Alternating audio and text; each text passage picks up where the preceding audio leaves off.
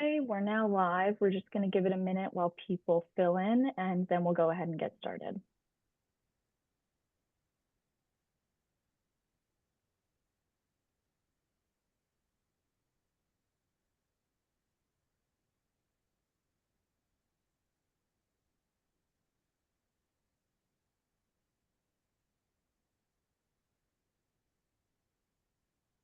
Okay, just another second. I see them filling in.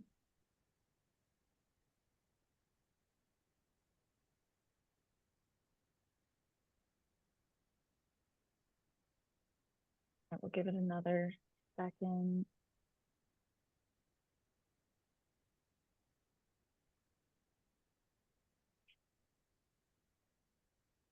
All right, I'm sure people will continue joining over the first few minutes, want to be aware of everyone's time. So I'll go ahead and start to welcome everyone. Good morning, and thank you for joining our CMFO Roundtable today. We have a lot of great information to cover and some wonderful presenters joining us as always. Our roundtables are meant to be interactive, so we encourage you to ask questions, share your comments, and engage using the Q&A or chat features in your Zoom toolbar, and we will be moderating the chat. As a friendly reminder, I will be launching polls throughout the session. Please make sure that you complete them for your credit, and we'll also be recording today's webinar, and we'll share that with all the attendees on today's call. So thank you again for being here this morning, and now I will hand it over to Bud Jones, John Mooney, and Jon Rheinhardt, who will be leading today's discussion. Thank you, Katie. And yes, like Katie said, good morning, and thank you all for joining us this morning. A beautiful day out there. Hopefully the weekend keeps up like this, nice and cold. For any of you hikers getting out there on the Appalachian Trail, enjoy. On behalf of Jon Rheinhardt, Bud Jones, and all the panelists, again, we say welcome, and we have three pretty interesting topics to go over today. We're going to start off with payroll and related issues. Then we're going to go into ethics, and then we're going to do local finance notice reviews.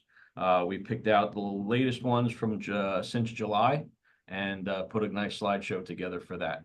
But to start us off, we're going to work with the payroll and related issues. I'm going to give you a little bit of information about some of the speakers here. Harlene Stevens is CPA here at Nisivoccia. Harlene is currently the director in the Nisivoccia Commercial Department, and she specializes in personal and business income tax planning with an emphasis on dental and medical practices. She has over 25 years of experience serving clients in the healthcare industry. Harlene speaks at several events and has written many articles on a wide range of topics, including tax planning, front desk management, New Hire Act, and cash management. We also have Brian Gibbons from Nisivoccia as well. Brian is currently a manager with us. He holds licenses for the CPA license, the RMA license, and the public school license. Brian has started to get into public speaking, and we are more than happy to have him here today at our roundtable to speak on this topic as well. Specializes in providing accounting, audit, single audit services for municipalities, counties, fire districts, and school districts. And with that, I'll turn it over to Jon Rheinhardt to introduce Gabby Dos Santos. So Gabby, what do we figure out? That I've known you since 2011 when you were, I think, 12 years old. Much younger. Gabby is the CFO for Harrison. She was responsible, or partly responsible, for bringing Harrison from being a transitional aid town to doing much better. She's done a lot. She's been very involved with the pilots of that community, as well as the financial planning.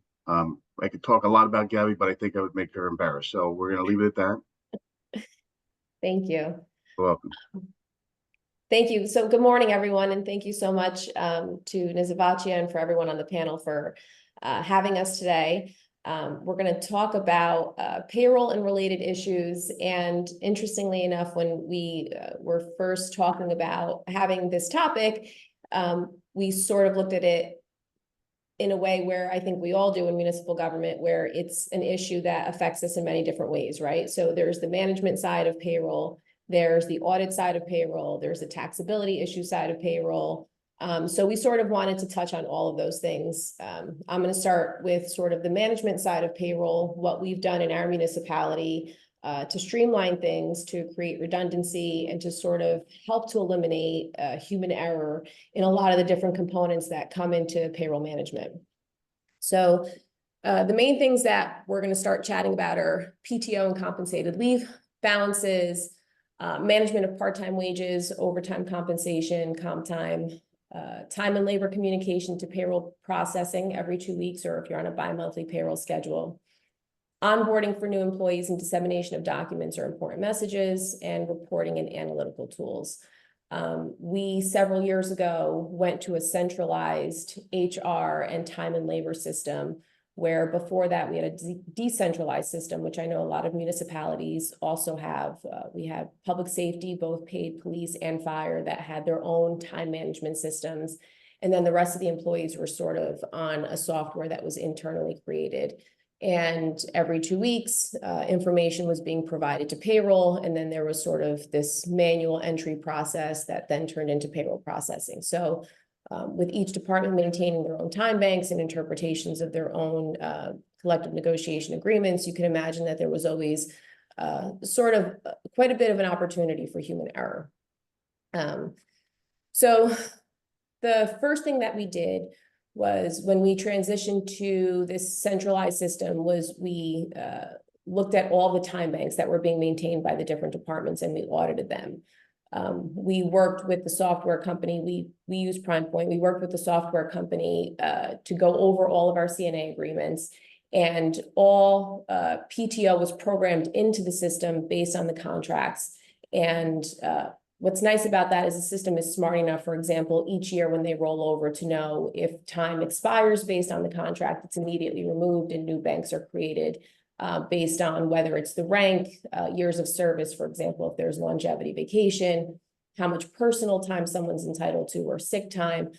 We have unlimited sick in our police department, so it maintains those banks so that we have a history and audit of that PTO. What's really nice about the system too is, obviously on the employee side, they have real-time access to all of their balances. So the second that they request time, they automatically see it come off of their available balance, that it's pending approval, and they have always access to any prior time that was taken off if there's any discrepancies or questions. Time off is easily requested and approved. An employer can put in blackout dates. For example, if the police department knows there's a specific event going on, we have Red Bull Arena in Harrison, where all employees have to be available and they can't take that day off. A prime example of that is the World Cup coming in 2026. MetLife is hosting. Red Bull Arena is actually going to be having a lot of special events. They're already blacking out dates that far in advance so that people won't be able to take time off when they're requesting PTO. Expiring PTO is clearly displayed, so we don't have an issue where somebody comes in December and says, oh, I couldn't take time off, I couldn't schedule it. You've been able to see what your expiring bank is, and so there's really no reason to have any special circumstances. Real-time compensated leave balances are available. That's very important to us as CFOs, because we constantly need to plan for those reserves, to try to fund those reserves. And then obviously when someone is contemplating retirement, knowing what that liability looks like when they are going to get paid terminal leave, if your contract allows for that. This is an example, just sort of what I just went over. The top portion shows what that terminal leave or compensated leave balance would look like for an employee that was retiring. It shows all their different PTO banks that are programmed into the system. It shows what they earned or what they carried over for the prior year, earned, had taken during the current year, and what was remaining, and then what their current hourly rate is, and then obviously the balance of the liability. On the bottom, you'll actually see that each PTO bank has an audit trail. So you'll see this person in particular had 5 days taken in lieu of suspension before they retired. And then in our contracts, we prorate the current year PTO based on your retirement date. So first quarter of the year, you get 25%, 50%, 75%, and so on. So this audit trail is great, because not only is it good when somebody retires to go back and review things, but sometimes somebody may have a discrepancy about time off. And so it's easy to export it, send it to them. And then there's a history of time that they've taken, time that they had scheduled that perhaps they canceled, and essentially any adjustments, like if there was a suspension where time was taken in lieu of having docked pay or any prorations for retirement. This also then becomes what we use as the supporting calculation for terminal leave, along with a letter that goes out to the retiree. Oftentimes the auditors look for this information when they're reviewing terminal leave payments. We give a copy to the employee and we provide a copy to whoever's designated on the governing body, and then also the town clerk receives a copy. So I'm going to kick it off to Brian. He's going to chat a little bit about GASB 101 and compensated absences. Thanks, Gabby. Yeah, we thought this would be a good point to touch on the topic of GASB 101 compensated absences. It's a new upcoming accounting standard board update that deals with compensated absences and the recognition and measurement of it. The overall objective of this new accounting standards board update is to better meet the needs of the financial statement users. And they're trying to achieve this by updating the recognition and measurement guidance under a unified model. So effective, this GASB 101 will be effective for fiscal years beginning after December 15th, 2023. So for municipalities, your upcoming audit as of December 31st, 2024, this standard will be in effect. For municipalities, there is no recognition of the liability in your financial statements. It is just a footnote disclosure. So will not require a restatement of the prior year liability. And just kind of go over a brief definition of what kind of constitutes as a compensated absence. Essentially, it is leave for which an employee receives any combination of the following. So cash payments when leave is used for time off, cash payments for unused leave upon termination, or a non-cash settlement. For example, a conversion to post-employment benefits. So a few examples of the types of compensated absences here. Things like vacation leave, sick leave, PTO, holidays, parental leave, sabbatical leave, all different types of accumulated leave.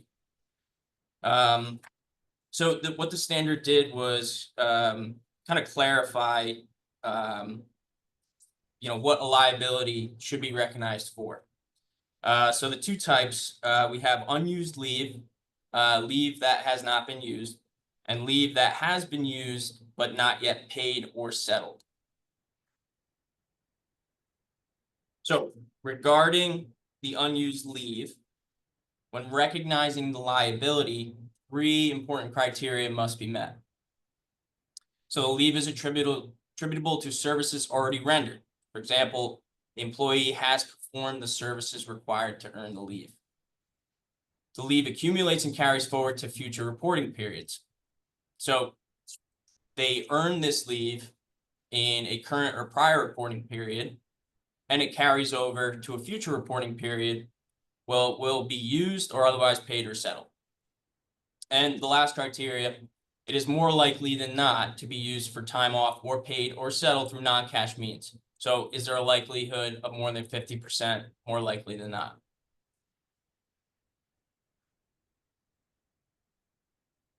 So some relevant factors to consider when assessing the likelihood of the leave usage. It's important to review and factor in your employment policies and contracts.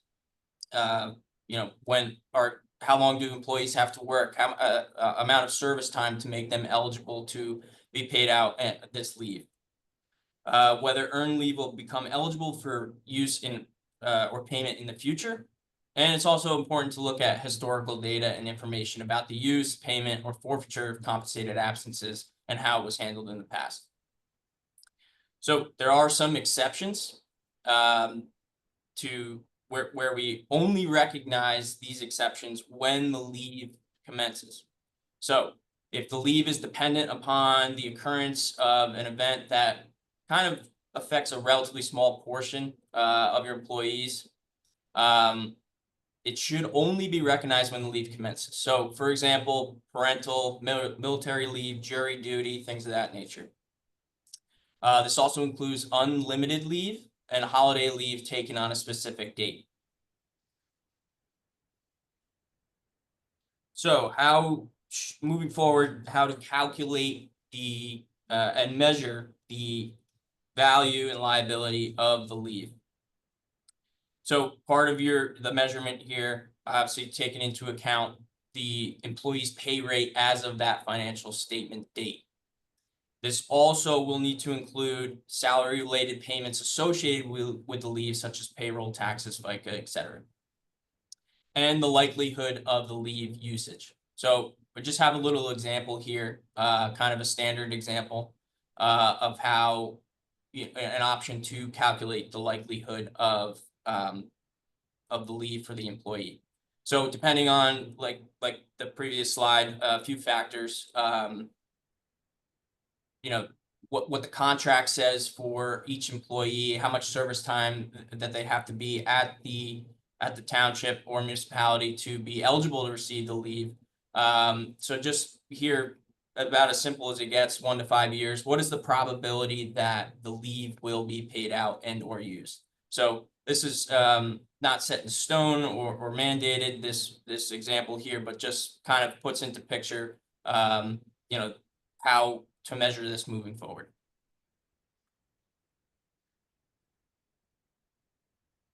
Great. So next we're going to chat a little bit about, again, from management's perspective, your control over the management of part-time wages, overtime, and comp time.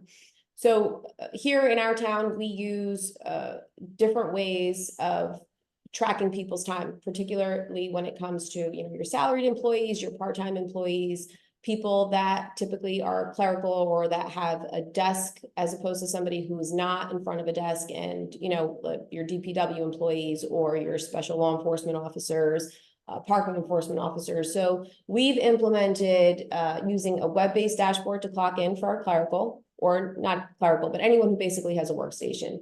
But that clocking in and out is limited to specific IP addresses. And I'll explain a little bit more about that. The people that typically are not in front of a computer use an app that's geo-fenced, and those employees include public works employees, parking enforcement, part-time rec aides. The reason that it's important to restrict IP addresses and to have something that's geo-fenced is we actually had this situation when we initially implemented the system. You can see with quite accuracy where somebody is clocking in and out from. And what we noticed is that people were clocking in and out. And again, this was at the very beginning when we were implementing everything. Let's say they were supposed to be here at 9 o'clock. They were clocking in at 9 o'clock, but from somewhere very far from where they were supposed to be.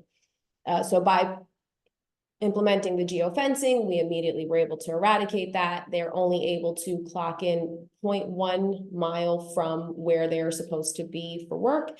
And obviously, if you're at your workstation, you're clocking in at the allowed IP address. And if you do have employees that are allowed to work remote and you have a policy in place, they can only work remote if they're accessing their system through VPN, and therefore they are in fact clocking in and clocking out through that restricted IP address. The overtime and comp time is also tracked in the system very meticulously. If you're clocking out after your scheduled time, and depending on what the contract says, it'll track that time, or if you're requesting an overtime adjustment or a comp time adjustment, everything that's outside of your regularly scheduled hours requires reasons for that overtime in the department you're working that overtime for. And that's very important from a management perspective, because you're able to really track everything from, if you have a specific storm and that you're going to be looking for reimbursements, or just in general, just to see what the climate of your departments and how the budget's going to be impacted. Since we put this system in place, it's always very interesting. For example, our police department TO has increased substantially over the past several years. And that argument is typically on the back of, more cops means less overtime, and essentially you do hire the additional personnel, and yet your overtime budget doesn't seem to change much. And so it's nice to be able to extract a report, drop it into a pivot table, and then turn around and say, to your public safety director, why is 55% of my overtime minimum staffing? you now have a TO where that shouldn't be the case. So you can ask really substantial questions of your department heads to find out, what's the issue, what's going on? Is it a scheduling issue? Another issue that came, for example, from that exact scenario was abuse of unlimited sick. We got to dive pretty deep into that. And for those towns that have unlimited sick, you may or may not know that that is restricted to your own personal injury or illness, as for example, a police officer or firefighter. With that being said, you cannot use that time to take care of a spouse or a sick child. And because the towns allow that, the town itself actually has to certify that illness. So essentially 1 day of time off, in our town anyway, you're required to substantiate that with a doctor's note or a doctor's visit. And so that quickly started to sort of rein in the use of unlimited sick and essentially helped us deal with the minimum staffing issues. And so you get some really valuable tools by having those reasons and that information entered so that you can really sort of dissect what's happening in the departments and how that's going to impact your budget. The system is also, it's important to have a system in place that's smart enough. We negotiate things into our contracts, and we need to make sure that the system is smart enough then to administer those things, because then otherwise, you have these contractual obligations and you're not actually fulfilling them. And oftentimes that becomes an issue in an audit too, right? You have your auditors reviewing your contracts. One example of something that's unique is our fire department negotiated, which was wonderful, an FLSA threshold for overtime. And basically what that means is a lot of times in contracts, especially with public safety, you receive overtime for hour 1 outside of your scheduled time to be at work. FLSA specifically for public safety, like, your typical employees, there's a 40-hour threshold for overtime, but for public safety, there's different thresholds for police and fire. And the way that it works for fire is you have to work a minimum of 212 hours in a 28-day cycle before you're technically entitled to overtime, according to FLSA. So that's a very it allows for more hours worked at straight time than obviously just paying overtime for your first hour after your scheduled time to be there. And you can imagine that it's a little complicated to keep track of this because you have to have an actual 212 hours worked. So if you take time off, if you're sick, that obviously doesn't count as time. It's not time scheduled, it's time worked. So, we worked with the system and they were able to implement this. And so for every hour that's worked outside of their scheduled time, they get paid straight time and they see it on their paycheck. And then every 28-day cycle, the system is looking back and paying that extra half hour for anyone that exceeds the 212 hours. So this is an example of negotiating something that's financially very prudent for a municipality. And it was a way for the fire department to expand their TO because there was savings. And then essentially this is a way of using your payroll software to keep track of that and to properly implement it. So again, this is just another example of having, synergy and redundancy and eliminating sort of the opportunity for human error. The time and labor management talks to payroll. So every 2 weeks, supervisors are responsible for reviewing their employees' time, whether it's requests for overtime or for comp time, or if you're supposed to work, 10 days in that 2-week period and you're a salaried employee and you're out of PTO, they enter in that you have dock time.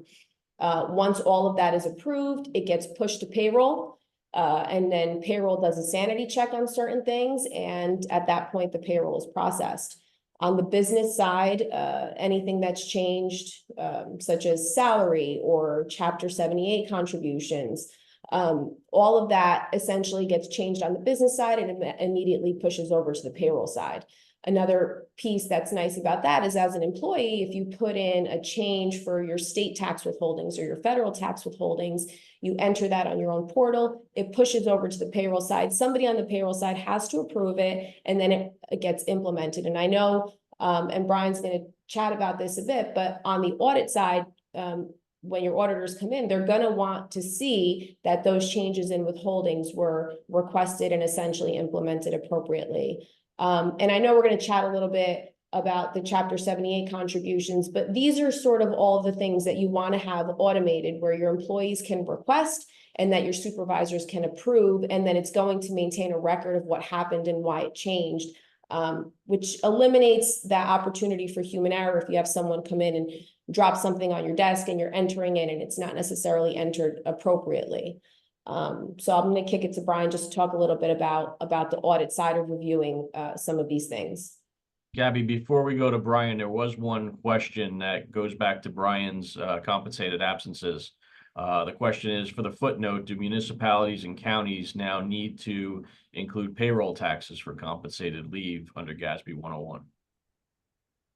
So yes, great question. The payroll taxes and any other salary related payments directly related to the payment of the leave should now be included in the total measurement of the liability. Yep. Thank you, Brian. So just following up with Gabby here, she touched on, how she, kind of maintains the records for all of our overtime sheets and approvals and has the backup for everything. We just want to stress this is very important, especially for the audit. We do perform salary testing on a sample of employees. So when we do select a sample of employees, we request their contracted salary, their approved salary, and we go through their payroll registers to verify what they were actually paid, was approved, and agreed to their contract. So obviously, oftentimes you're going to have employees who are making overtime, extra pay, stipends, things of that nature. We will need to request and review documentation for each extra pay, anything over what their base salary is. So it's just good practice to have that on hand and readily available for when we request it. We have seen it's not uncommon, but during the audits that we do, we have seen come across instances where we do request timesheets from clients, and they don't agree to what the hours that were paid, and some of them didn't even have approvals from supervisors. So just good thing to always review that while you're processing it, and make sure that they're available and accurate for when we request them. Another really great tool, and again, this ties back to the audit as well, is how we onboard our employees. So we've created some standard onboarding procedures depending on the type of employee that comes into the town. We have obviously employees that are going to be PERS enrolled. We have public safety employees that'll be PFRS enrolled. We have part-time employees. We have under 18, or we have, minors that are under 18, and so they require working papers. And so obviously with the onboarding of every employee, there's a whole different specific packet of information that we are responsible as employers to keep for audit purposes. And we are responsible to provide for the employee as well, so that they know policies, procedures, certain mandated federal and state information that they should be receiving. So on that onboarding, obviously there's personal information, there's confirmation of all required state and federal notifications, confirmation of the receipt of the most recent handbook. There's an uploading of the I-9 documents and other required identification, which I know is something that the auditors review as well when they come in.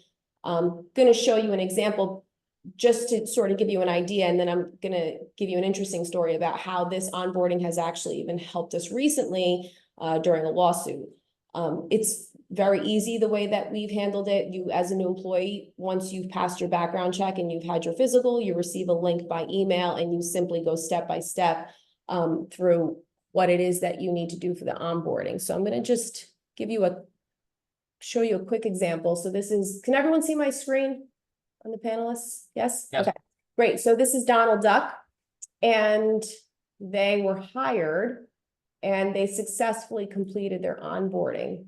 And so this is an example down here of everything that they had to complete step by step, right? So personal information, creating a login and password, profile, emergency contact information. They complete their I-9. Every single one of these steps becomes time-stamped and signed off on, right? So you'll see here, if you go into the system, that they completed their I-9 in the prior step, and now they have uploaded attachments, which includes a driver's license and a passport. And then there's a sign off that the employer signed, that the supervisor received it, and that it was approved as being appropriate for the I-9. We do EEOC reporting that they fill out. They have to upload a photo. You can see right here, a great photo. And then things like law documents that we provide. So for everything that we send, there is an actual signature that they receive it. It shows that there was an email sent to them with a copy of the attachments. And just to sort of show you what they're receiving, which again, this is a copy of the documents that they have acknowledged that they've received, that they have signed off on, and that they are then receiving a PDF copy of, which is things like, you know, FMLA, the Whistleblower Act, basically everything that you have posted outside of your HR that's labor related.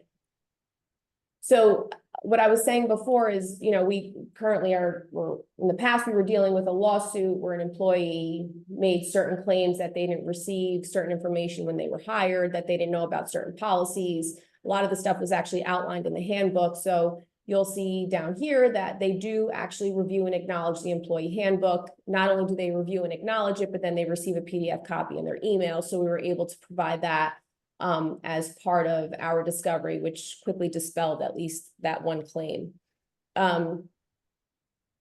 Let's see. Oh, let me skip through.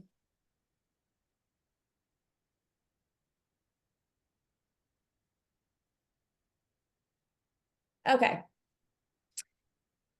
The next thing that we're going to talk about is reporting and analytical tools. Again, I just spoke briefly about overtime reports, being able to have meaningful information for your own projections for budgetary reasons. But again, to be able to really have meaningful conversations with your departments, if you're seeing certain trends where perhaps you need to contemplate hiring another employee rather than having so much overtime for a specific reason. Another really helpful tool are the labor reports. So we have specific things that we've set up where we have every single employee that comes on, their personnel profile has already a code for what category they fall into for the user-friendly budget. We have insurance, the labor reports that are required for insurance purposes for the JIF that we're part of. We already have an insurance code. So for user-friendly budget, if you're an other union member or a firefighter or supervisory staff, that's already entered. For insurance purposes, if you fall under street maintenance or library or clerical, that's already coded in their profile. So we can very easily pull reports from the system that are already categorized according to your user-friendly budget categories or for insurance purposes. And so it takes a lot of the manual work out of it. There's always a little bit of massaging that's involved, but you export everything to Excel and pretty much you have the majority of the work done. We have the Workplace Democracy Act, which we already have a report that's been custom, and we just run it every 120 days, where we provide a roster of all of our employees in the bargaining unit to each union. And basically that has their contact information, their date of hire, and what their most recent salary is. We have information for EEOC reporting that's also entered there for when we have to do those surveys.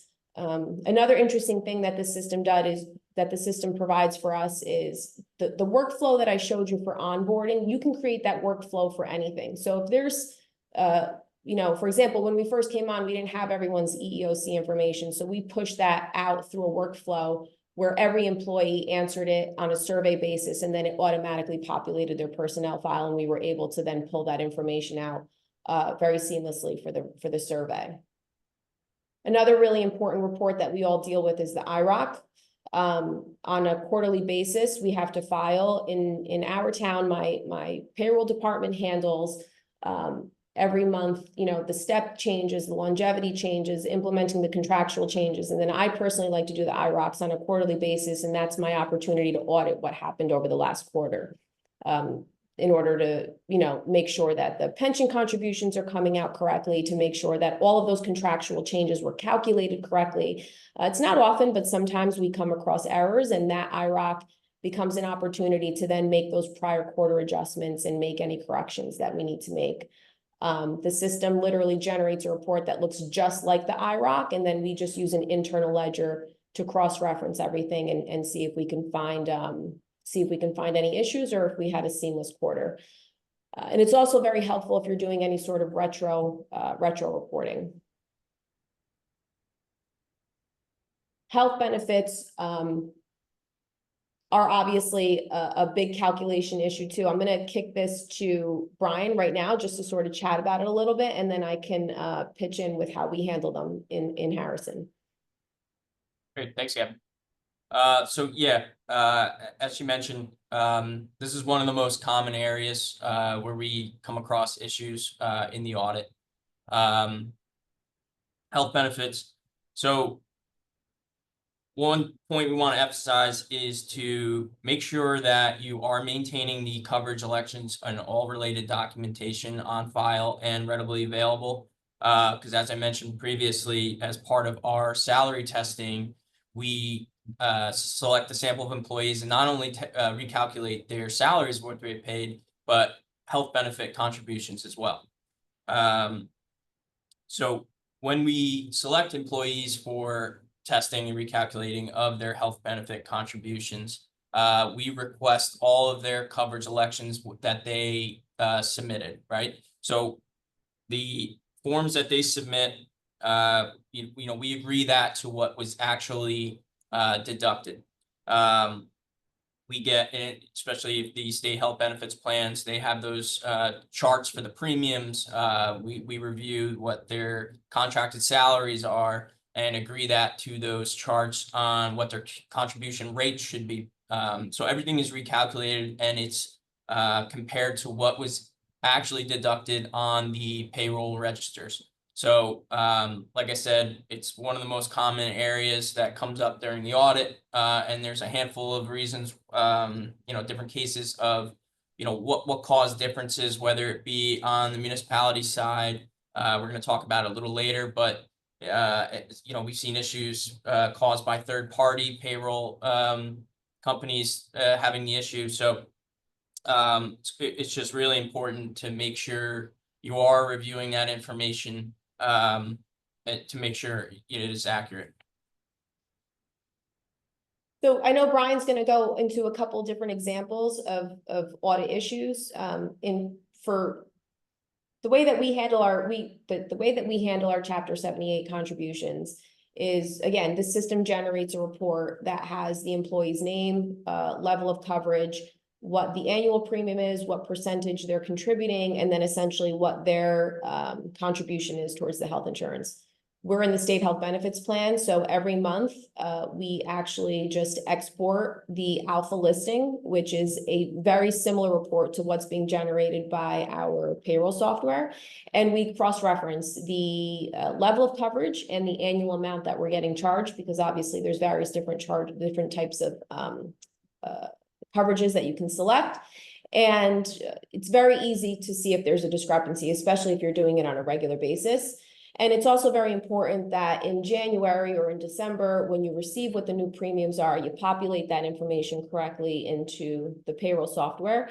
And then whenever you update someone's salary, the software automatically pulls what the percentage is based off of the pensionable salary, and then calculates that off of the premium that you've entered at the beginning of the year.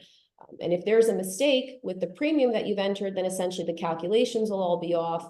But by the time you do that very first comparison to what's actually coming from the insurance company, you'll quickly catch those mistakes. If you're not checking those things, or if you're allowing a lot of time to go between checking those things, then you could have a substantial issue that you have to correct going backwards. So I don't know, Brian, if you want to go through some of those examples. Before we move on, I'm just going to launch our first poll, if that's all right with you guys. Yeah, great. Sure. Gabby, I'm going to do the one on the reserve. All right, so you guys should see this first question. Does your municipality have a compensated leave reserve? And if anyone has any problems answering, please just send me an email. We'll leave this open for about 30 seconds and then share.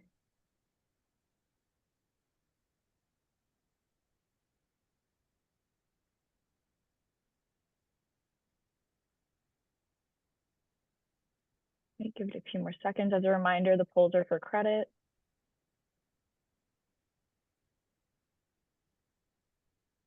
All right, like everyone's in. Okay, you guys should see the results. It looks like most people do have one. Thank you.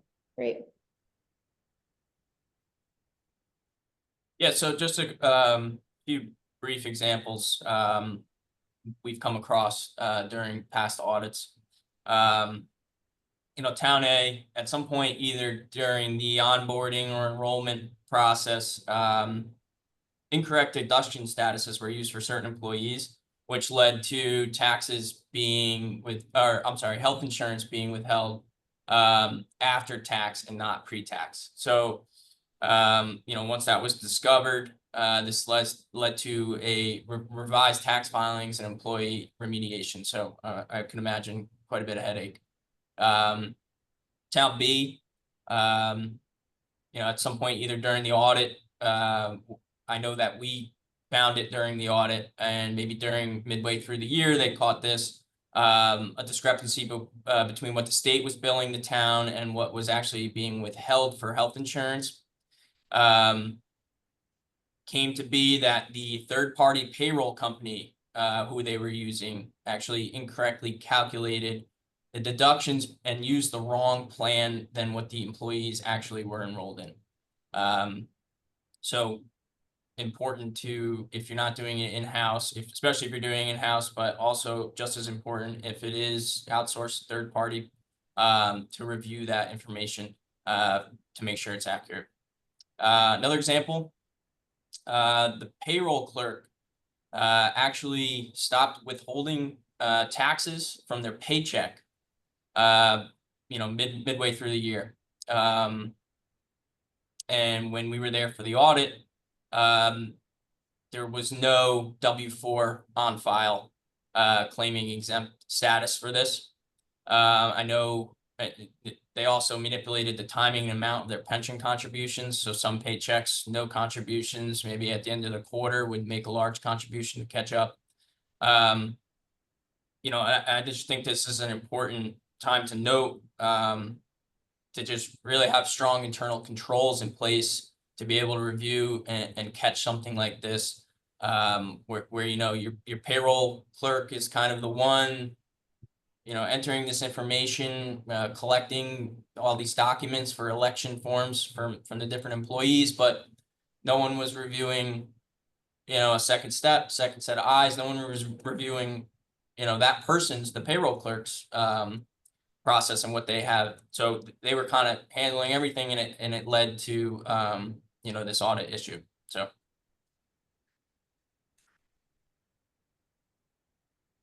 I know Gabby kind of talked about her operations side, what she sees and does for payroll at a municipality. I kind of just wanted to highlight a few points for the audit that we do, which is a financial statement audit. So there is some financial reporting items that come into play, and they are important because we do occasionally see some issues in these areas.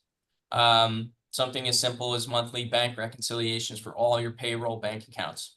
You want to make sure they're done accurately and timely, monthly basis. Your year-end or periodically, you should be reviewing your reconciliations for old reconciling items, stale dated checks, and going through that, reviewing that for cancellation.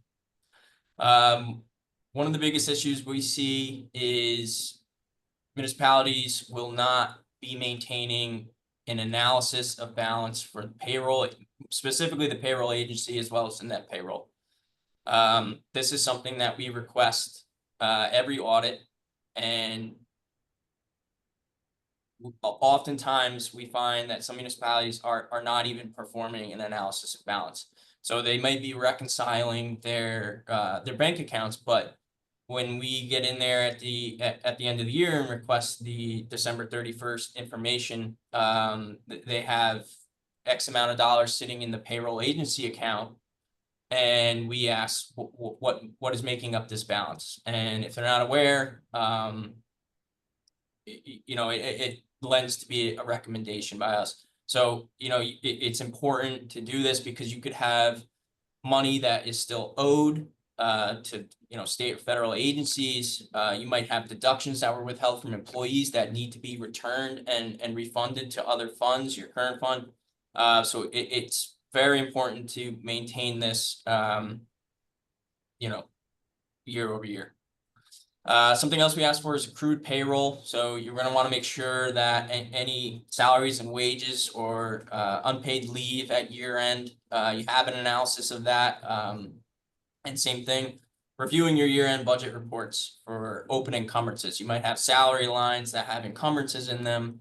You really need to analyze and evaluate whether in this salaries, wages, overtime, sick, vacation payouts, anything, it's sitting in open encumbrances or unpaid at the end of the year, but they were earned.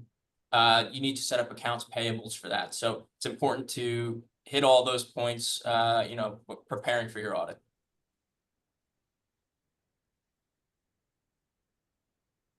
We'll probably skim through this real quick because I know that Harlene has a lot to add and we're already getting sort of close to the end of this session. But third-party payroll processing, I know we've hammered this 1,000 times, but just make sure that your payments are being made. Make sure that your returns are being filed on time. It's not difficult. You just have to request a PIN from the state. You request a PIN from the Fed. The state is a little tricky how you log in, and you have to sort of look at like the amended piece of the return to see the payments and the actual filings. And just download that information and just keep it in a file so that you have a record that the payments are being made and that the reports are being done, and request your SOC reports from your third-party payroll processor. Hey, Gabby, and Yes. maybe Jon Rheinhardt. So the change in the calculation of compensated absences, have you guys given any thought to possibly changing what you're calculating for the user-friendly budget? Right, because I don't think payroll taxes, I don't see a spot on there for payroll taxes or other related payroll costs. On the user-friendly budget. Yes. Well, we're gonna have to.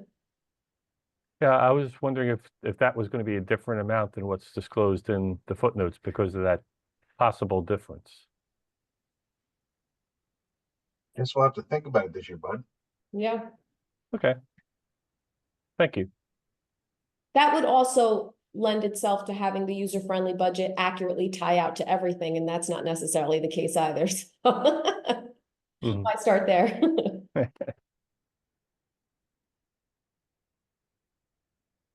Okay, Harlene? Okay, thank you, Gabby. Good morning, everybody. So I'm just going to kind of do a top side, talk a little bit about taxes and some additional payroll items. Okay, so the first thing I'm just going to talk a little bit about is payroll taxes and some audit checklist items that you want to be aware of. The first thing is basically to pay attention to due dates, primarily for payroll taxes, because the IRS looks at this. And especially if you do payroll on your own and someone is making the payments for payroll taxes, you want to make sure that they're paid on time. Because even if they're paid a day late, the IRS will look at that and the IRS is going to say, okay, we want our money. And they'll come after you for some penalties and interest. So you want to make sure that the due dates are good. You want to make sure that the payments are reconciled. One of the things that we see on the tax end when we do see payroll tax notices is there could be some payments on the 941 that are different than what was actually paid. And that will automatically generate a notice because the IRS is very, very good at matching. So they will look and say, this doesn't match, these payments don't match, they'll send out a notice. So you want to look for that. Any late deposits, again, that will be you'll have penalties and interest on those. Brian talked a little bit about this before, but basically you do want to reconcile your payroll. You want to make sure that whatever is on your payroll report for net payroll is actually what was paid out of your cash. You want to look at the reconciliation reports, because also, what if there are payroll checks that didn't clear?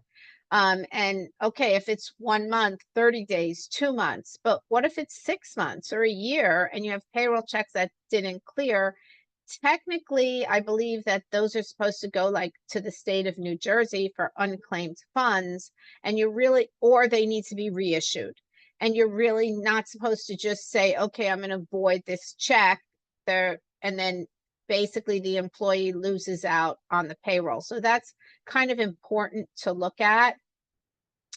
Brian talked earlier about the 125, the health plans, that you want to make sure whatever is being withheld is actually agrees with the payroll and agrees with what was paid.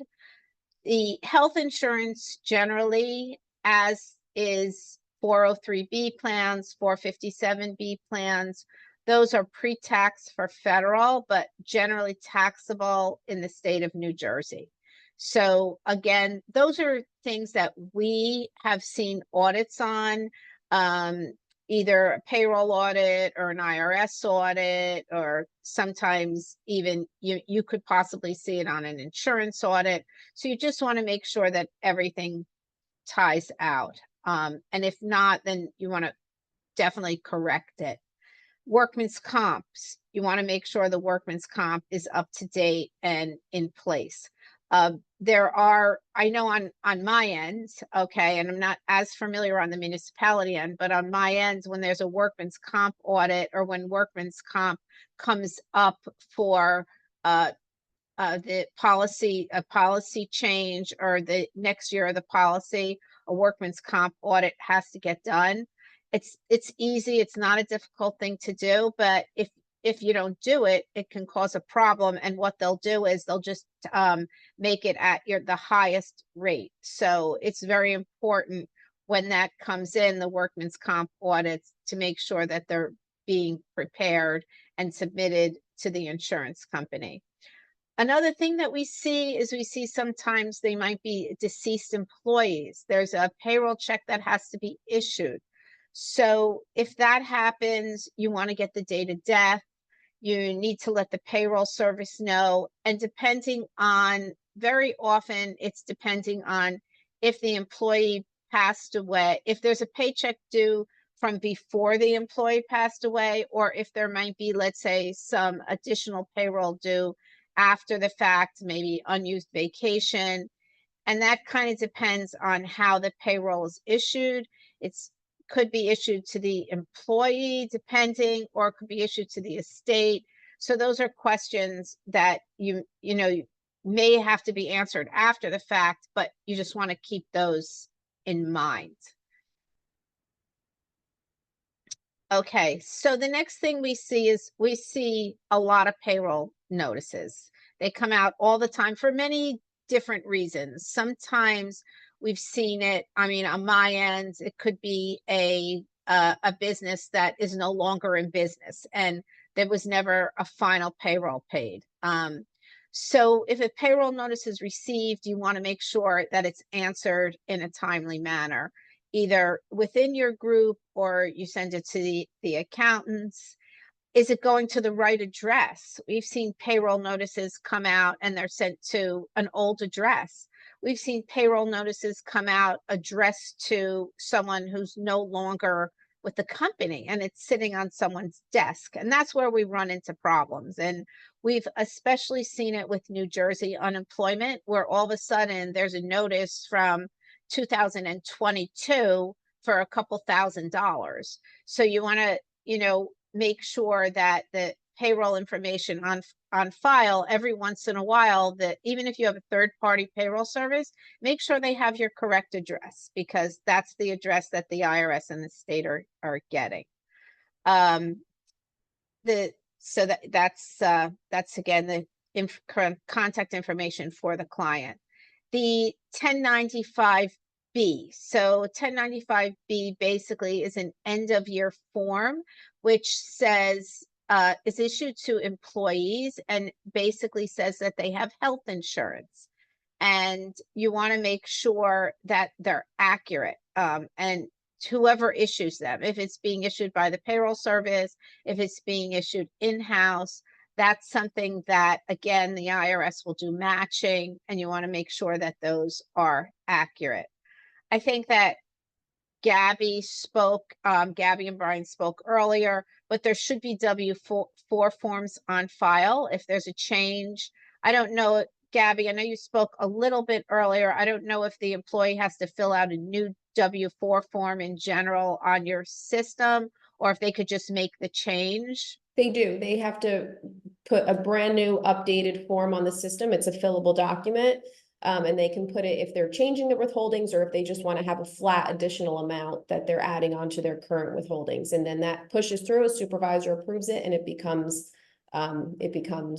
available then on their next paycheck. Okay, good. So that's important. The next thing we're going to talk about a little bit is an employee versus a contractor, which would mean either an employee gets a W-2 or a contractor gets a 1099. I just want to talk briefly about that. Gabby, you can switch the next slide. Okay. So a 1099 form basically is a form that's issued to a person who you pay in the course of business who earns at least $600, okay? And those are basically issued to attorneys, accountants, landlord, contractors, landscapers, anyone who provides a personal service, maintenance people sometimes. I'm not sure in municipalities if there's, I think this came up a while ago. There was an issue on it with people who may be paid like for coaches. I heard about that. That was a number of years ago. So for those people who are not on payroll, paid over $600, a 1099 has to be issued. Corporations do not have to get a 1099. So if it's usually an Inc., they don't have to get a 1099. Tangible property, if you purchase something and you get it in your hands, no, that you don't have to have a 1099. The 1099s are due by January 31st. And the IRS will assess penalties for not issuing a 1099 forms. It could be up to 28% of the payments. There is a box on the tax return now saying have all required 1099 forms been issued. And if you check the box incorrectly or you don't check it, that could also lead to penalties. I have not seen penalties. I've been doing this for a very long time. I haven't seen them, but there is so much that comes out all the time about 1099s from the IRS, from different tax services, from the AICPA. So I think this is going to turn into a bigger issue as we move forward. Hey, Harlene, I'm just going to do your first poll before you move on. Go ahead. Thank you. Okay, you guys should see this question. What is the threshold for filing a 1099 for a contractor?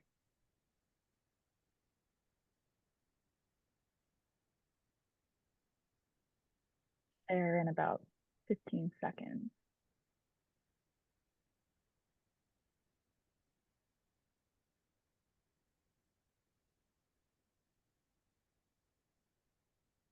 So while people are answering that, Gabby, a question was posed through the chat. Says, Gabriela, your payroll, time and attendance, and human resource onboarding is all done through PrimePoint as a question? Yes.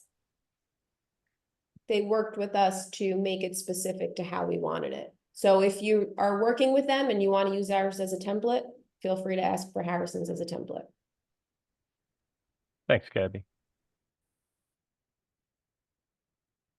Thank you, guys. So everyone is paying attention. Yeah. Just about.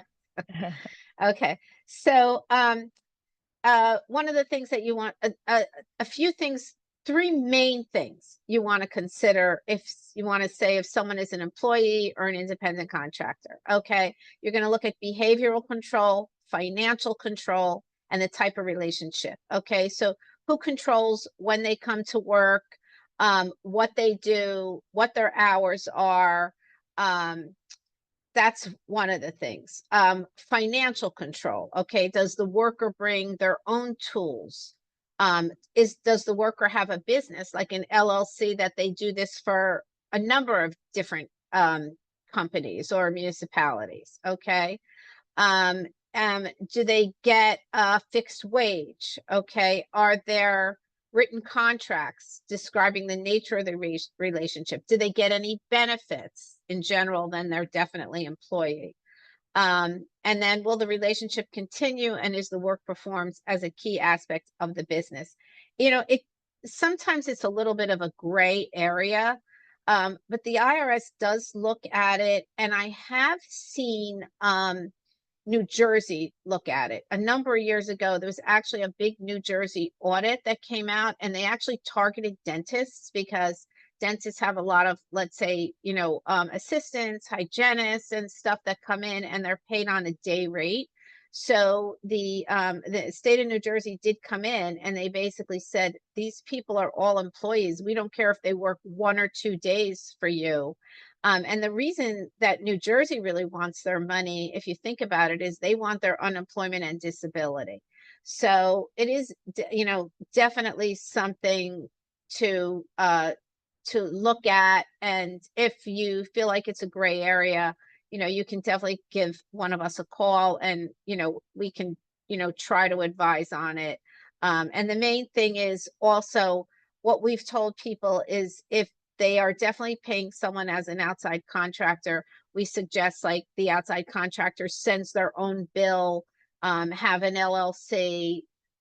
We think that definitely lends credence to the independent contractor designation. Okay, so one of the questions that I had gotten to talk about today was workman's compensation. And workman's comp, if someone earns workman's comp, it's not subject to tax, okay? And also, even if the amount of their payments are in excess of what they would have received under workman's comp, for example, if they're paid additional from the municipality, it's not taxable, and it's also excluded for Social Security and Medicare tax. And then another area of interest that I was asked to kind of bring up today is the taxability of, let's say, firefighters or EMS workers. And even if it's a volunteer firefighter and they get paid like on a regular basis, they're considered an employee. It's the same rules. They are definitely employees if they get a salary. However, I think this probably goes back to 2020 with COVID, up to $50 a month or $600 a year can be excluded from their gross income. That was known as the Volunteer Responder Incentive Program. And people ask, well, what about incentives paid to volunteers? And I kind of get asked that anyway, even outside of this firefighters. But basically, it could be like if something immaterial, like if it's a de minimis item, let's say a meal, a little gift certificate to Dunkin' Donuts or something like that, no. But if you're giving someone, a car, if you're, giving someone, let's say, an iPad, things that are not material, then technically, in a perfect world, that should be included in payroll. Harlene, going back to the workers' comp question. So if somebody has an employee that goes out on workers' comp, from the day they go out, they should be treating them as tax exempt, correct? Right. That's what I hear. But I mean, I think if they got if there was any pay left over, like let's say, I go out on workman's comp on Monday, but like I still have pay left over, vacation pay or salary, I believe that that would still be taxable because that basically occurred before the date the workman's comp starts. But that's my understanding. So I know it's a common practice for people to wait to the end of the year to do a tally of all the workers' comp payments that were made, and then they have their payroll company adjust for it. So that would not be appropriate, right? Doing it concurrently with the pays is how you should treat it. That's what I think. Yeah, I guess that, that would be one of the things to ask the payroll service, but in my opinion, it should be, it should match up with the time period. Okay, thank you.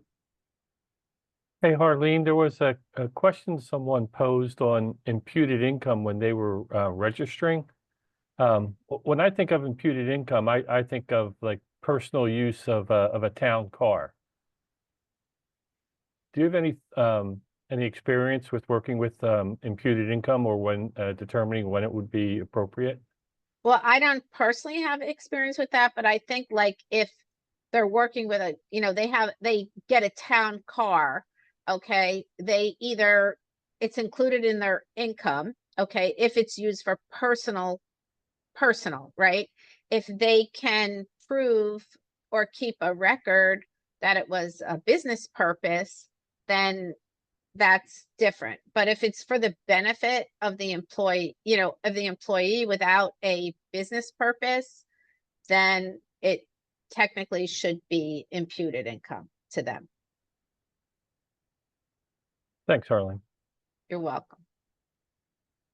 There was one more poll on this topic, Harlene, that I will launch now. If anyone has any other questions, please put them in the chat or Q&A. And this question is a true or false. Payments made for pet insurance are considered medical expenses and may be deducted on your personal tax return, subject to limits. And I'll leave this open and share in a few seconds.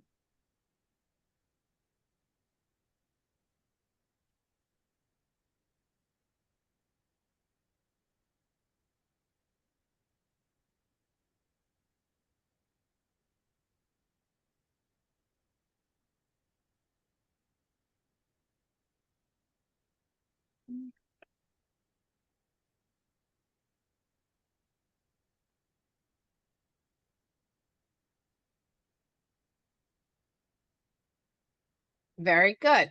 Great, thank you guys.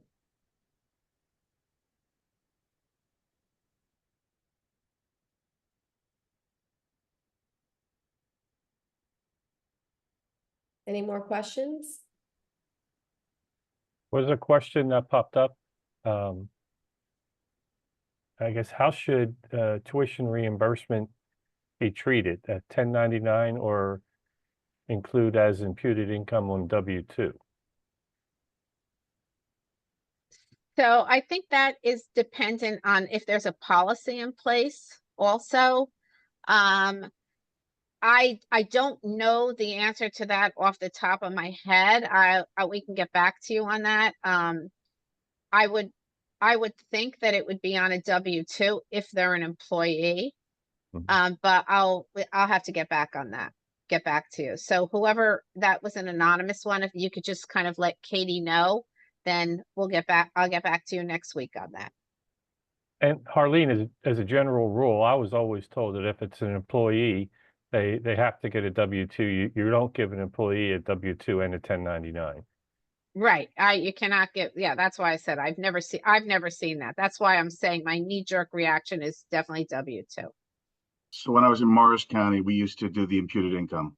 It showed up on the W-2. Right. Okay. So I think that's the answer. Yeah, that would definitely be my knee-jerk reaction. Yeah. The other thing I was told was reporting it no matter what is better than not reporting it. Agree. Right.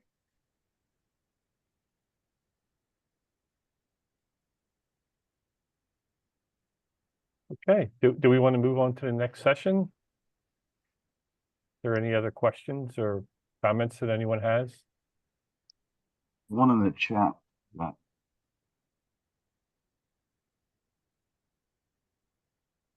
Gabby, they had one more question for you in the chat. Says, Gabby, your payroll time and attendance and human resource onboarding is done all through Prime Point, correct? Yes, yeah, but I asked that before. It's all done through Prime Point. It was, I gotta tell you, it was a big undertaking, but the more, software is garbage in, garbage out. You really have to take the time to line everything up and to enter everything appropriately. And then you need to constantly have sanity checks while you're using stuff to make sure that it's correct. But once you do sort of automate everything, it really makes life a lot easier.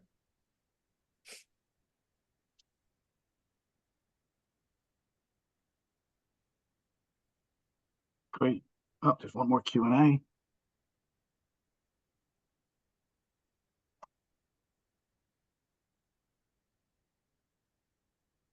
Oh, it's Monica Kosicki about the tuition reimbursement. Monica, I Okay. think that is on a W-2. All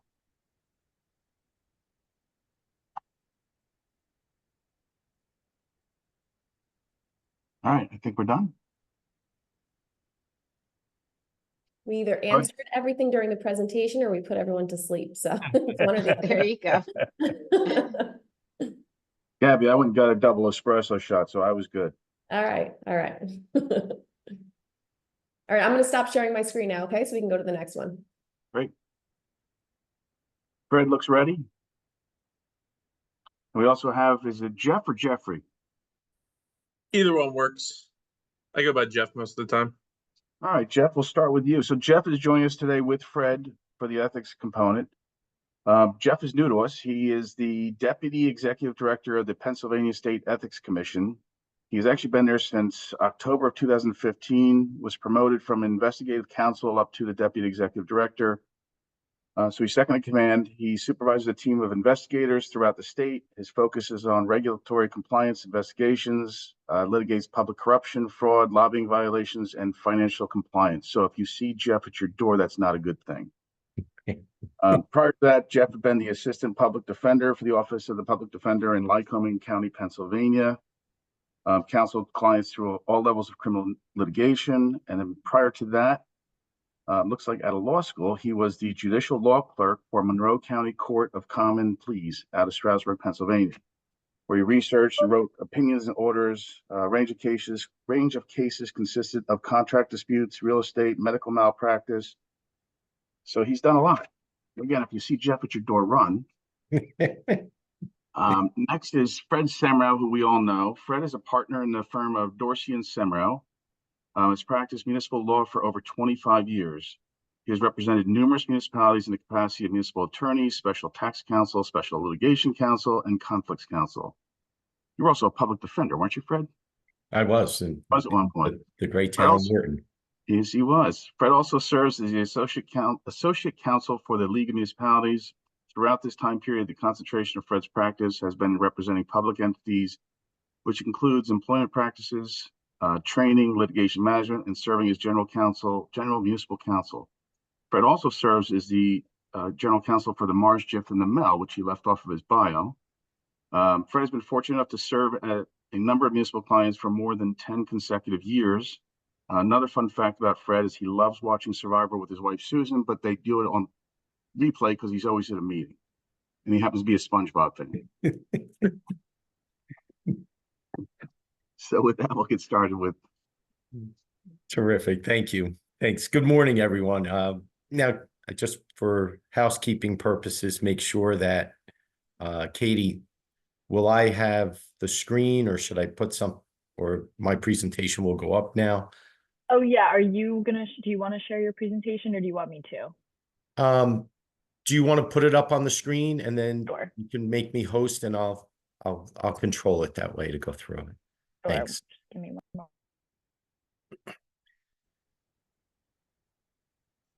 And hopefully everyone can hear me okay. At least the panelists will tell me if you can't hear me, just to make sure. Okay. Fred talking. Okay.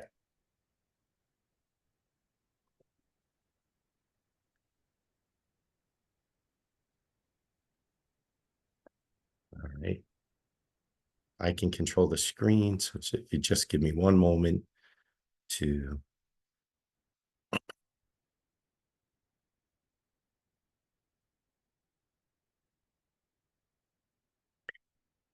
You know what, Katie, I'm having trouble. Oh, there it is. That's terrific.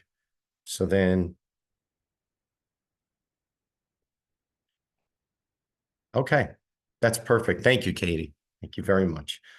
Well, good morning, everyone. What we've done in the past is we've done some ethics seminars over the years. We went back for about the last 10 years because the Municipal Excess Liability Fund puts together an ethics seminar every couple of years.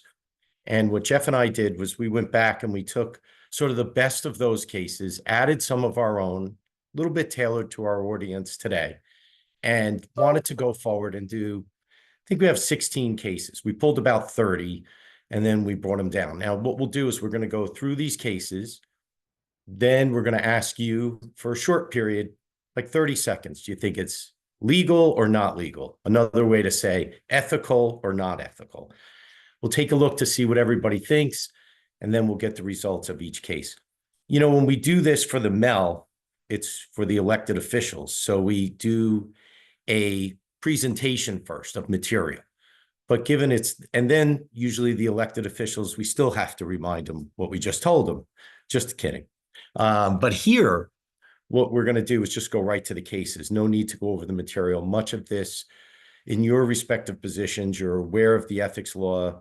In many ways, I find the CFO to be in a very important position to the last stop that we have to basically flag something if there's something going through the financial affairs of a municipality or about to say, well, where is this coming from, or identifying a relationship that maybe a lot of people have missed or wanted to miss.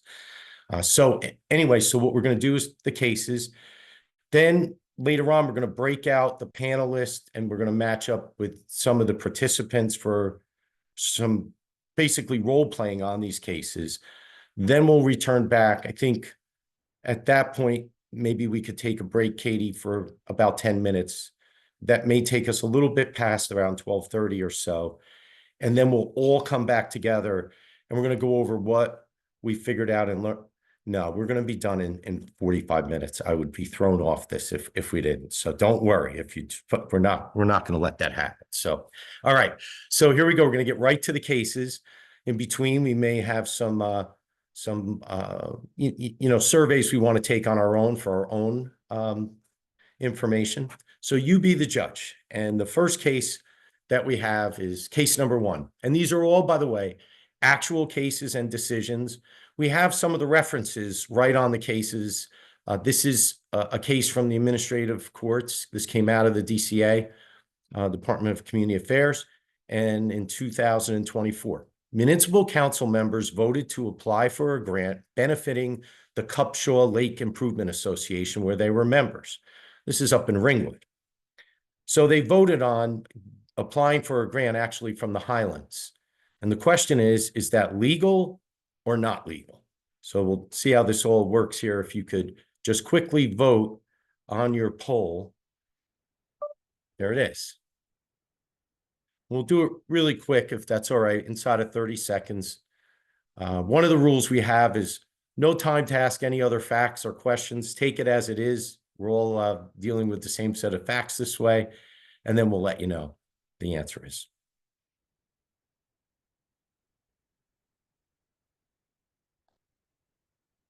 So, Katie, just to go through the first round, I'm okay to move on now. Do we have the results of the poll? There it is. Okay. 58% say ethical, 42% non-ethical.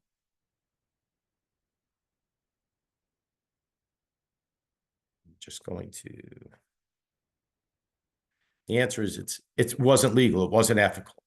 And the reason why is basically the decision of the the administrative law court said that these elected officials were members, and you can't vote on something that just benefits your community, your lake community. They tried to argue that this benefited the entire town of Ringwood, but the DCA said, no, that's not the case. You are members of that particular lake community, and there's about, I think, 5 different lake communities in Ringwood. So that was unethical. It was actually a violation of the Local Finance Act. Case number 2.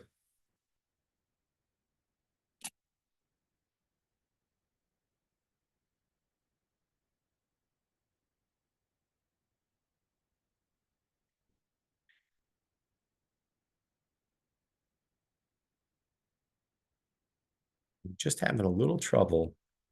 There it comes. Okay.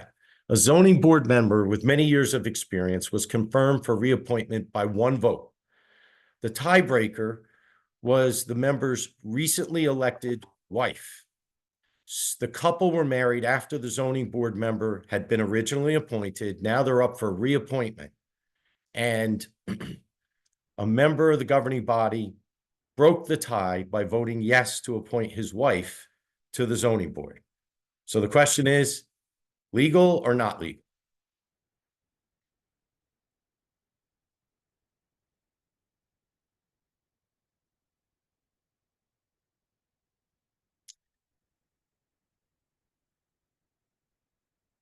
Now this one you have a hint because it jumped ahead and it gave you the answer already.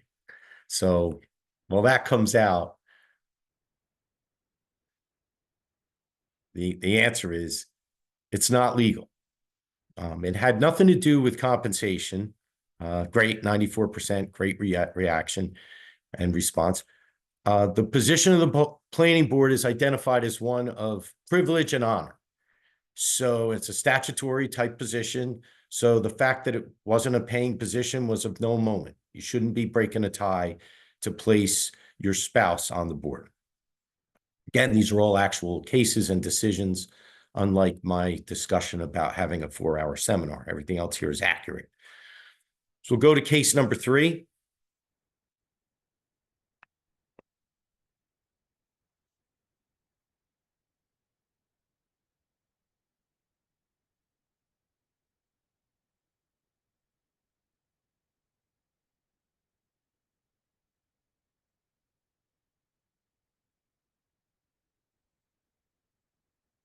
The mayor named his daughter as a mayoral appointment to be on the planning board. Is that ethical or not ethical? Now, this time it's the mayoral appointment for the mayor's position on the planning board. Legal or not legal?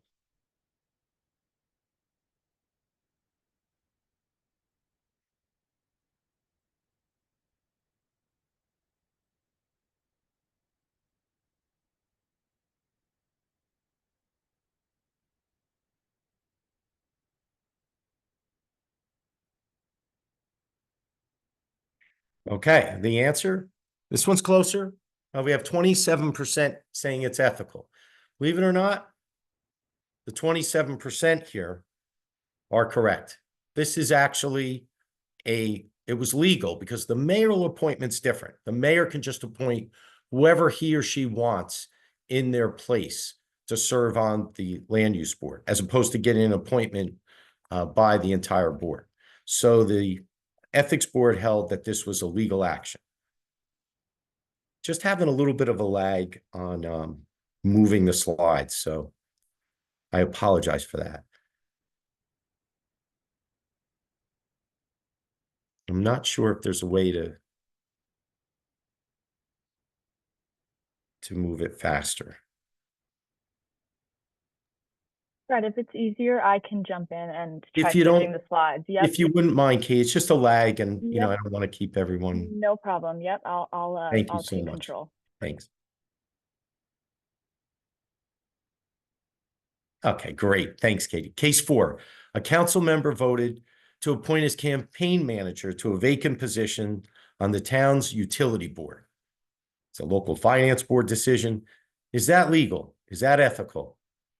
To appoint your campaign manager after you get elected to a vacant position?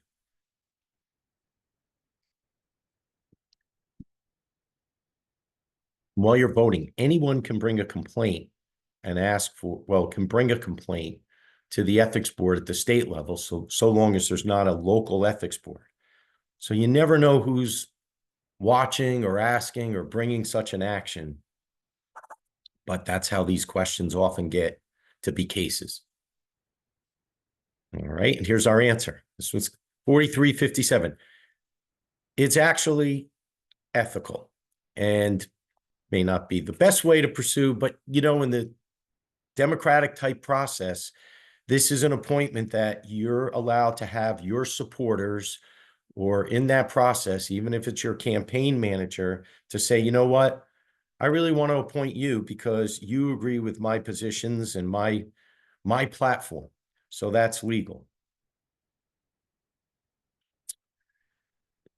Jeff, we had a side question for everybody with everything going on in sports right now. Just asking, who do you like more, the Mets or the Yankees? Because there's only 4 teams left right now. So do you like the great Mets, who, by the way, with the luck of the Grimace, have won 70% of their games after the Grimace's birthday, and he threw out the first ball at Citi Field.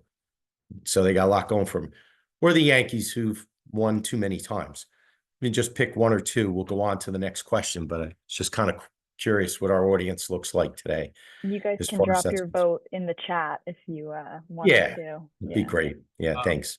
Fred, how ethical is that? I mean, it seems like you got your thumb on the scale there. A little bit. Yeah, you're right about that. You can call me out for it. I'll take the hit. So, is Jeff upset about the Phillies? All right, good. There's a nice one coming in. We've got a lot of Mets coming in. I think 2-1 here. It's really good. Isn't it nice they're all playing this time of year, no matter what?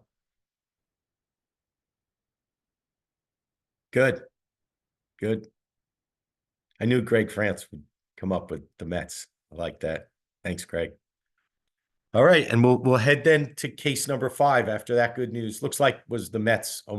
Jeff, I think everybody said the Mets except maybe a few said the Yankees as well. Yeah, it's a good crowd.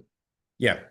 A member of the municipal council was also employed as the town's planning board secretary. So somebody gets elected to the council, and this I've seen a few times in my career, and they say, yeah, but by the way, I just serve as the planning board secretary. Is that okay? Ethical or not ethical? It has nothing to do with me otherwise being on the council, but I keep the minutes and handle the planning board cases for the planning board. Ethical or not ethical?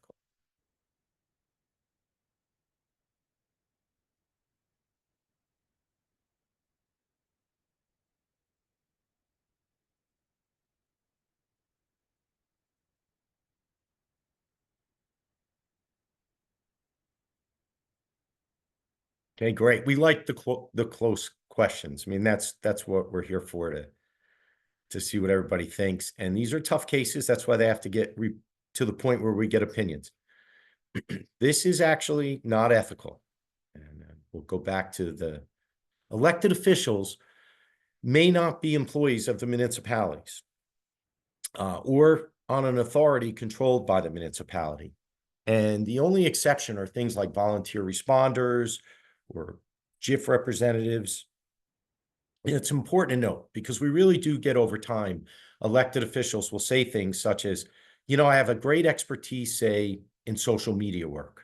So if you would hire me, it would be less expensive. Or I can help you put together certain bid specifications. I have a police background on police vehicles. The answer is no. You just can't work for yourself. That's really the bottom line. And honestly, it's a really good practice and law and rule to live by, because if that door was ever opened, it would be just troublesome. And yes, the next screen is the doctrine of incompatibility. And that's really what this is all about. You just can't supervise or control yourself. And it's important because sometimes elected officials do bring certain skills to the table, but they have to leave them home from a standpoint of doing work for the municipality. All right, we'll go to the next case since we've now unemployed many elected officials. And again, Hey, Fred, we had a question pop up there on that one. Oh, good. Somebody asked that Woodland Park recently had a mayor serving as borough administrator, and they asked how that works. Yeah, that's interesting. It's a great question. That is because what they do is they increase the mayor's salary. So it's not as if, and they just expand upon the mayor's task, because administrators first evolved to be sort of the day-to-day expansion of the mayor or the governing body. So in that particular case, in Woodland Park, the mayor's salary was increased, and certain day-to-day responsibilities that would otherwise be delegated were placed under the responsibility of the mayor. Woodland Park's a borough form of government, and so they modeled it after the same ordinance that I worked on in Bloomingdale a number of years ago, which was given the okay by the Department of Community Affairs, because any responsibilities that were beyond the mayor were delegated to someone else. In the case of Bloomingdale, it was the chief of police. So that's a great distinction, and you really are running up against it. But again, it gave the mayor the full-time position, and that was the distinction. Good question. Thank you. I hope that answered it. So we talked about the exceptions, and we're good to go for case number 6. And this one is a council member, and we've seen this, often inquired about the status of approvals on behalf of construction companies that had business with him personally and gave him political contributions. He was asked by the town, he asked the town administrator, the town administrator said, please stop interfering. Please stop asking me about these projects. Please stop checking on these projects. And the elected official ignored the request. The question is this ethical or not ethical?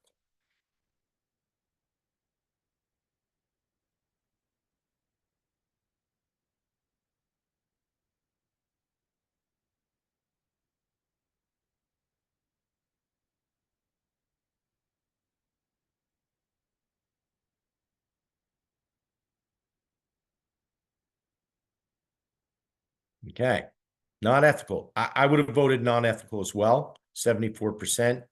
Even after knowing the decision, I would have voted that way. However, it's tricky. As long as the board said, no, this is still ethical, it's permitted, because the council member is not paid to represent anyone. And in this case, the board basically said, you're running close, but so long as you're not exerting any undue influence, you can inquire. And, you have to be careful because you have these unintended consequences. And, so the more I try to think about this case, the more that if the line wasn't crossed, but you were up against it, and in this opinion, if the board had said, no, you can't keep asking, then what you would have is a standard that says, well, anytime you ask about a certain project and you have any kind of affiliation, you're violating the local public ethics law. So I try to rationalize and say, if there was a hard line here and there was nothing else that came of it except sort of, the irritable council member contacting the administrator, then that's something that the governing body needs to deal with and not the ethics board, to make sure there's some type of structure where you can't have members of the governing body continuously bothering the administrator about the same project over and over. So I agree with the 74%. So we'll go to the next case. A council member was in the dry cleaning business and asked the local finance board if he could submit to the town a bid so long as he recused himself from establishing the specifications or voting on or considering the award. So I was always trying to figure out in this case, it's a little bit old, what town is going out for dry cleaning services, but I suppose police uniforms or things like that, or maybe it's just a town that had a lot of perks. But nonetheless, the message here is very important because someone says, this is my livelihood. I'd like to bid on this. Why should I be precluded? And I'm going to stay out of this whole process. So, and they're going to be sealed bids under local public contracts law. Why can't I bid? Ethical to bid or not ethical? I know in our office, we have a dry cleaning contract, and Jeff and I use it. No, we really don't, but here we go. Ethical versus not ethical, 60-40. And I appreciate everybody voting. It makes it so much helpful to get your thoughts. Let's see what the local finance board did. Not ethical, not legal. Even though the service is awarded by a bid and the member recused, there's still some type of perception or the ability to be influenced.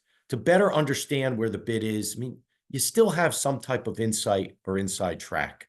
Let's face it, if you're an elected official, first of all, you're going to be much more aware of the fact the bid's out there. Second of all, you're going to better understand the needs and even perhaps more the specifications. So I think that's a good decision. And, we do get that a lot. We do have some elected officials, but sometimes they're just so far removed. Say if you're working for AT&T and AT&T bids on a cell tower, that's just a remote type of interaction where you simply just you would recuse on the award and the bid, but that wouldn't stop your company from bidding. But when it's a small business and you have that type of ability to bid and tailor your bid to the needs, I think that's the right decision. And we get this question a lot, especially in, when you have local government and their familiarity, they're always anxious to continue to try to maintain those relationships, and you can't always do that. Okay, so we'll go to case number 8. A council member voted on a matter involving a nonprofit police athletic league that oversees some of the athletic events in town. Well, the council member at the same time was president of the league. There was no hint of personal gain, and the athletic teams were open to all members of the public. So somebody on the council votes to give the PAL, say, their annual contribution. And at the same time, the PAL is just open to all members of the public. It's an organization in town. Is that ethical? But keep in mind, the person who voted, even though it's a volunteer position, is also president of the PAL, a very active, engaged, elected official. Is there anything wrong with that? Is it ethical or non-ethical to say, let's give the PAL their annual donation? I want to vote on that. What are you thinking here, Jeff, when you read this case? Yeah, so when I was thinking about that, I was thinking it's a tough one for me. I know what I would think in Pennsylvania, that it would absolutely be non-ethical. But I think it's tough. I think it depends on, what their status is as an officer versus just an employee, something like that. Mm-hmm. Nice result here. Non-ethical, 71%. This type of decision, if you're in the 71% non-ethical, you're correct. And the difference between this is that the council member was an officer of the nonprofit. So a lot of times we get this question, can I vote on this? My question will be, are you an officer of the first aid squad or a member? Because our courts have said, and this went to the Supreme Court, this type of fact pattern in 2018. And to get something to the Supreme Court, this one involved the developer, but someone was a volunteer, an elected official was a volunteer at a church and didn't have a leadership position, but the court, did a deep dive, and the person had these assignments in the church that were the path to become the president of the essentially the group that was in control or running the church or making decisions for the church. So even if you're the Supreme Court said, if you're going to use a position and certain things happen to help you along the way, and you might get credit for it, you're in conflict. Here, this particular member of the governing body is already president of the PAL, and it could be perceived as president of the PAL that he would go back and say to the PAL members, don't worry, I'll get your funding. What if it was more funding in a particular year? Then that person could take credit and say, look, I voted for this. I got you your fire truck, fire department, or, I got you more money to the PAL. So the important thing here is if they're just a member of the PAL and a participant, that's okay. But if you're in a leadership position or you're on that path to be in a leadership position, then someone's saying this is a resume builder and you shouldn't be voting on it. It's kind of the test there that you would apply. So we go to case number 9 and just take a breather real quick. I just picked some of these favorite shows from the past year. And if it's okay, Katie, just like to just see what everybody thinks. It's 1, 2, 3, or 4. These are some of the shows out there. Some of them I've watched. I'm agreeing right away with Tammy because this Only Murderers, I just find that to be easygoing, fun, nice story. I like that a lot too. And sometimes we all look for something to stream, right? So you could say I went to the ethics seminar and I really didn't catch on to anything. But, you know, Fred had good advice about the bear in the 3rd season. Greg's got me back a little bit on this. I Well, tell you what, if you haven't seen Slow Horses, you need to watch it. It's phenomenal. that's good. Yeah, I tried to watch that one. Yeah, I never watched TV until COVID. I really didn't. It was the Brady Bunch and then streaming. And as John said, I now stream Survivor many days later. So that's the, and Bridgerton I don't watch, but I've heard a lot about. So, all right, well, that's good feedback. We'll go on to number 9. The mayor was in the business of selling uniforms and was close to members of the police department. It's one of those elected officials we know, right? In fact, he stated on numerous occasions that he was the department's best friend and had their backs, but he did not recuse himself from the union negotiations. So the question becomes, is it legal or ethical to be part of union negotiations when you're already doing business with the police department? And, you know, when you say business with the police department, we already talked about not bidding on contracts, but sometimes you do business with the police department through even their PBA and things of that nature, and you're just a member of a company. So in this particular case, there was that relationship already. Is it ethical or not ethical for this elected official to participate in the discussions and contract negotiations?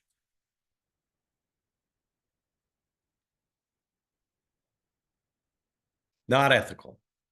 I agree. This is one of the better ones. I can understand why some people would say ethical because, again, we find in these cases people go right up against, you know, the fine line. But this time it's over.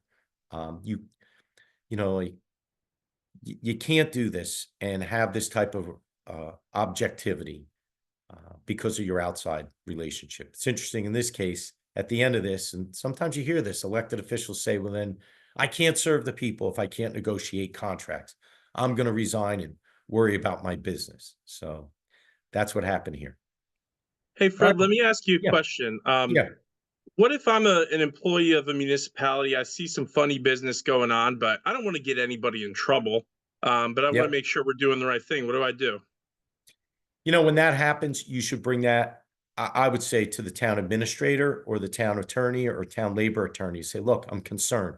You know, sometimes, and I think you'd probably agree, Jeff, in the cases that you've prosecuted, sometimes people really don't know the sort of the dark path they're going down. And if you're proactive about it before it happens and you jump in front of it or you get a legal opinion and get appropriate guidance, you're so much better off. Now, you're not legally obligated to come forward, but, you know, especially I would say here, there's a number of times, whether it's an administrator, sometimes it's a planner, sometimes it's a member, a CFO that'll say, you know, is this really okay? And then the flags start to go off and you're able to help the situation and stop what's about to happen or what's already in progress. They're tough conversations to have, but that would be, in my experience, the best way to handle it. And totally of course, agree. And everybody's always protected, you know, under the law. If you're going to raise an issue, that's a possible violation of the law. It doesn't have to be one. To say, look, I want to raise this. It's for everybody's benefit, but you're not permitted to be retaliated against because you raised an issue about a possible conflict of interest. Totally agree, Fred. And I think it's so important to have conversations internally as opposed to seeing things in the newspaper. Yeah. I'm sure there's a lot of cases you prosecuted that could have been, somebody could have jumped in and had to have a hard conversation and stopped it, you know. It's great. All right, we'll go to case 10. The council president used one sheet of the official town stationery to endorse a candidate for Congress, wrote a letter and said, I endorse Bud Jones for Congress. And that's it. And at the bottom of the letter, it said paid for by the campaign to elect Fred Semrau, but nonetheless, I'm moving up here. I'm going to endorse Bud Jones because I always would endorse Bud Jones. So here's the case. Is this ethical or not ethical? So all I did was use one piece of stationery, and I said it was ultimately the postage stamp was paid for by me. Ethical or not ethical? Real case.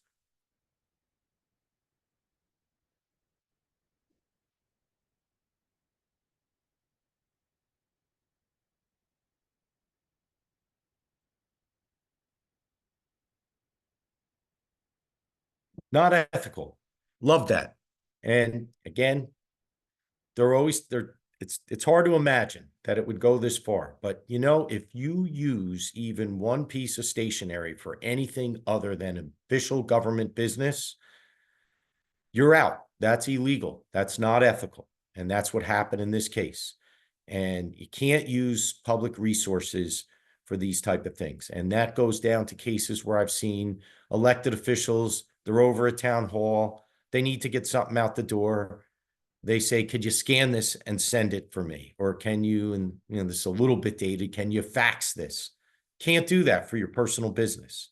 And you just cannot use any government, you know, documents or stationery for anything but governmental business. And we talk about the fine lines. This is a good fine line to have, because if you open the door here, then it's going to be subject to interpretation about, well, what did the message say? Not necessarily where did it go to? No, it's across the board. You can't do it. All right, we'll go to case number 11. The town was having a referendum to combine the planning and zoning boards. The mayor urged the residents to vote for the measure in a town paid newsletter. Look, it's great savings, merge the boards, we get rid of some attorneys, let's do it. And the mayor writes this in a newsletter that was going out anyway to all the residents.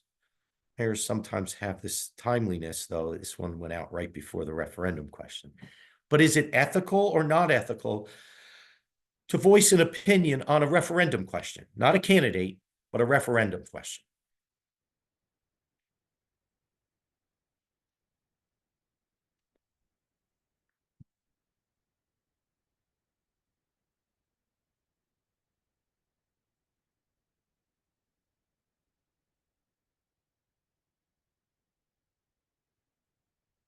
All right. Thanks for everybody voting quickly, too.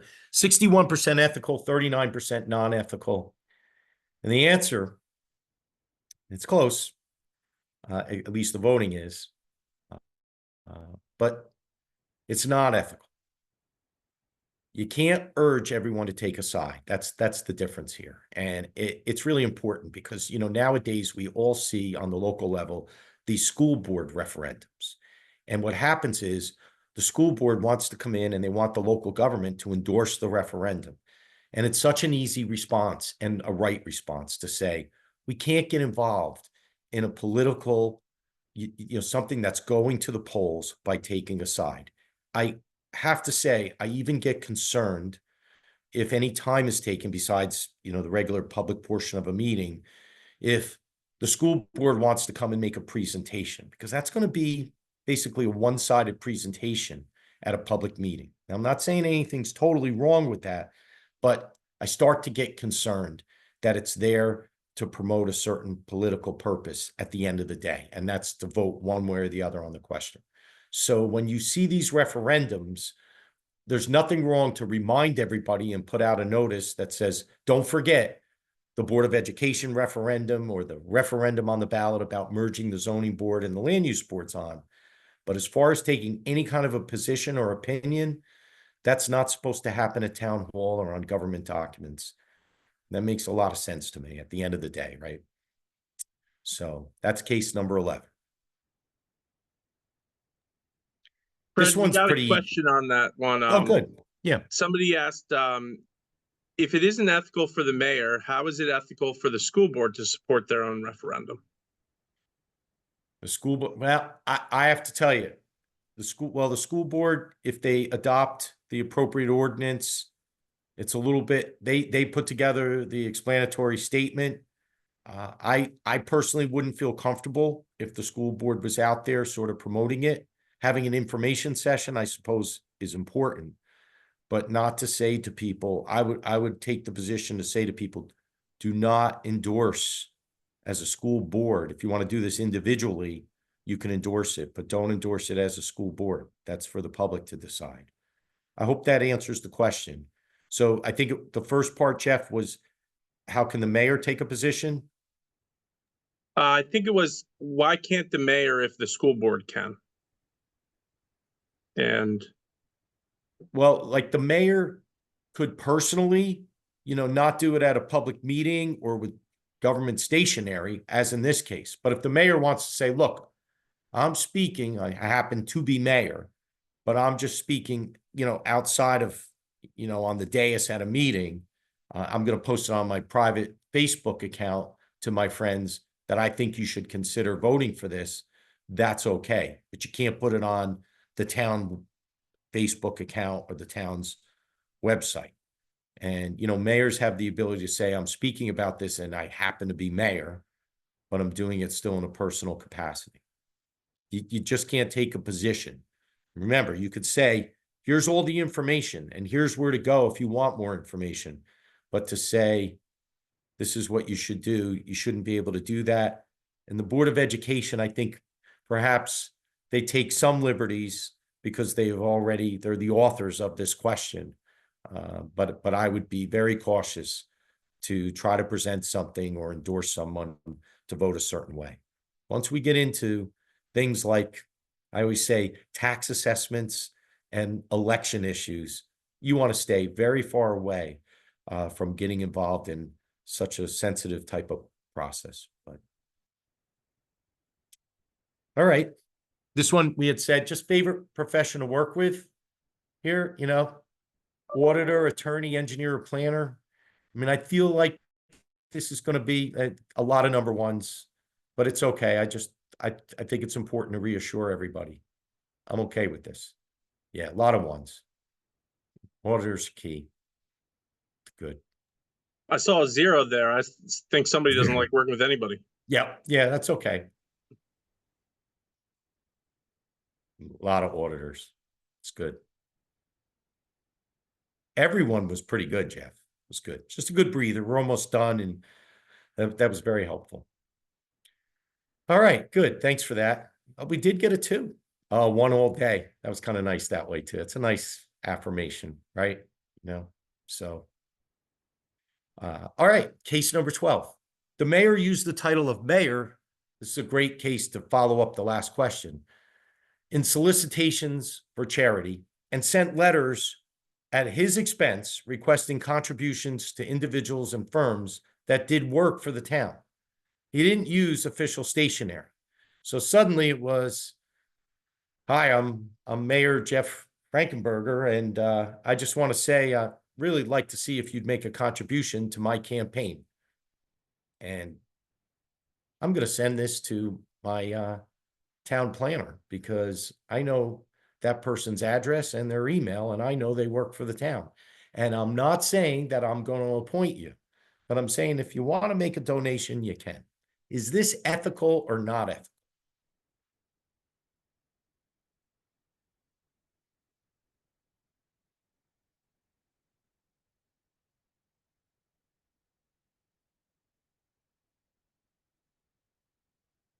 All right. Not ethical. I don't like it either. But the local finance board and the law basically says that, in fact, it's permitted. You can use your title to solicit donations as long as there's no implication of a quid pro quo. And you can use the title when soliciting campaign contributions. No letterhead, as we know, no government documents. I personally don't feel comfortable with it, but you also have to think in terms of, when you see a letter to the editor from the mayor who's writing an opinion about something and they sign it, and sometimes even the editorial say, at the same time, Katie Bishop also serves as the mayor for the town of Mount Olive. So the board has said, and the ethics opinions have said, that's your title. So they know who you are. And so long as you're not asserting your title to try to pressure someone, it's okay. So anyway, that's why a lot of times you will see a lot of different letters and you know, look, on the good side, you'll see fundraisers for certain causes, and they'll very much want to use the mayor's title that says, you know, Mayor Rheinhardt really wants you to come out and show support for this very important cause. So we'll keep going, and we have this case.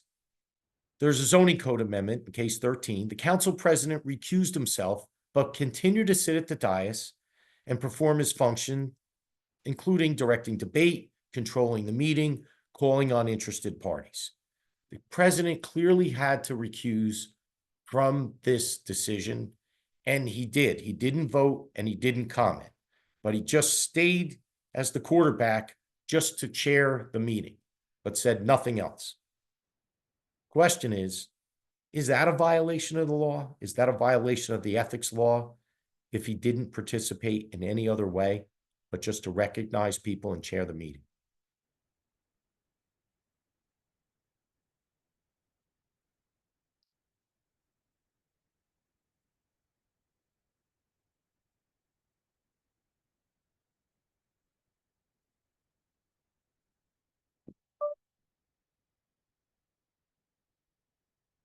Okay, let's see what we have.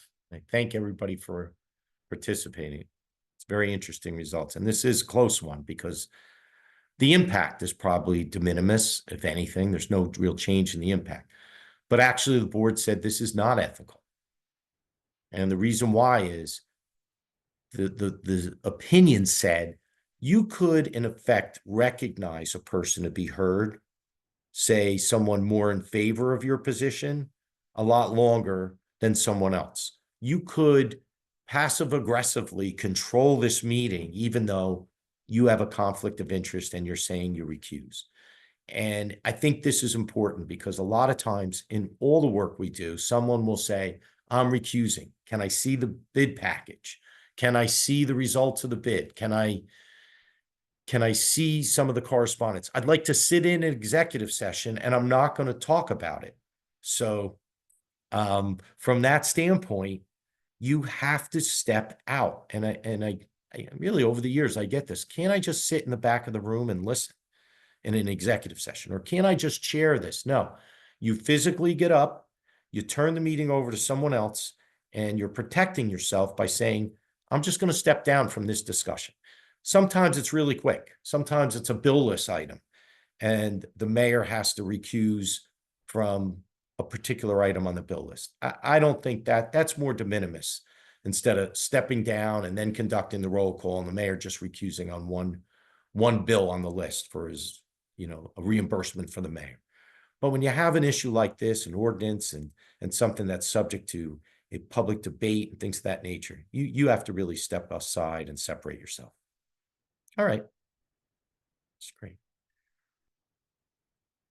So we have just these few handful of cases left. This one's important because it has an important message for all of us going forward. Town purchased land for a parking lot. The mayor then entered into an agreement to lease some of the spaces for his business. So town buys this land. The mayor says, I have a business next door. Can I lease the parking? The town advertises for bids to pave the parking. And then they're going to award the bid for the pavement of the parking lot, which the mayor now enters, he leases it. So he's going to get a nicer parking lot for his business. The question becomes, and there's one more screen on this, if we go forward. Before voting on the contract, the mayor was advised by the town attorney that his vote on the award of the contract was not a conflict of interest, even though the business would be using many of the spaces. Basically, the attorney said they're going to pave it no matter what, and everybody gets the benefit, and so you get it too for your business. You're just one of many businesses using the space, so you can vote. Somebody filed a complaint, a taxpayer group.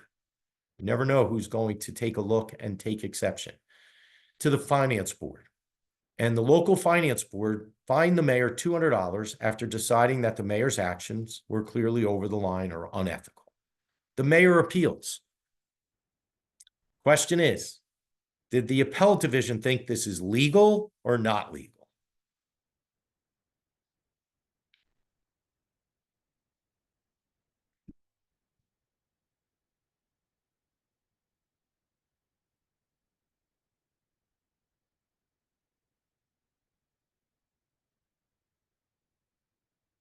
All right. 25% ethical, 75% non-ethical. Okay, a little bit of a trick question, but it's an important case. The appellate division says, no, this is ethical. Now, the underlying action was wrong. The decision made by the mayor was wrong to vote on it. But this is called the safe harbor, and this is important for everybody. When the court said, look, here's the problem. The mayor has an hour to find out if, in fact, he can vote on this item. He got the agenda. He called the town attorney. He said, I have a potential conflict. He had apprised of all the facts, and he got advice.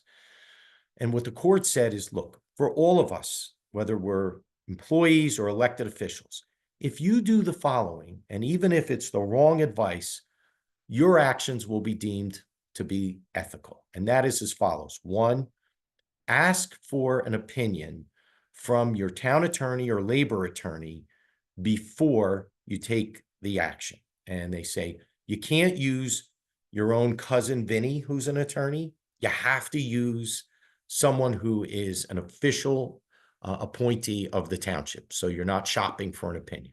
Two, you apprise of all the facts. You can't hide any of the facts in the relationship. Three, you get direction from the attorney and you follow it. And what this case is in Hackensack, the time Mayor Ziza said, I did all that. I followed the advice, and now I'm being fined for this, and it's going on my resume as an ethical violation. That's the safe harbor for all of us. And what I always say is, for all of our positions, if something comes up, even if you think it's really okay, there's nothing wrong with, you ask the town attorney or the labor attorney, say, look, is this a conflict because this is my neighbor or this is someone I know? Whatever it might be. If the town attorney says, no, it's really fine, it's no big deal. You should also say to the town attorney, can you send me an email confirming this conversation? Then you have it in the future. You have the safe harbor. You have the time that you asked, you have the direction, you followed it, you're insulated. It's an important, tool for everyone and resource, because you can't wait 6 weeks to ask a court or the DCA for an opinion. But it's very important to have this because you never know who's going to try to play either got you or if you're about to make a major mistake. So that's an important takeaway, I think, from that standpoint, because it's meaningful and it protects you, right? Now we're down to, I think, the last, 20 or 23. No, there's like 2 cases left. We're almost all done. I thank everybody for their attention today. Let's go to 15. And this one is tailor-made. It's a chief financial officer removed an attorney who was the prosecutor for the municipality. And I believe this was Atlantic City, Jeff. I can't remember. And again, I just read it again yesterday. But removed the attorney from the PERS enrollment when they believed that the prosecutor was a professional services vendor or an independent contractor instead of an employee. Now, the prosecutor took exception to that and filed an appeal saying, look, for many years, I was just reappointed. I don't even have a professional services contract. So why are you now taking me out of PERS? Because I'm considered an employee, not an independent contractor. And with that, we want to ask you, not as much ethical, do you agree or disagree? Was it legal or not legal to remove the prosecutor from PERS? So if you vote ethical, you would say the CFO was correct to remove the prosecutor.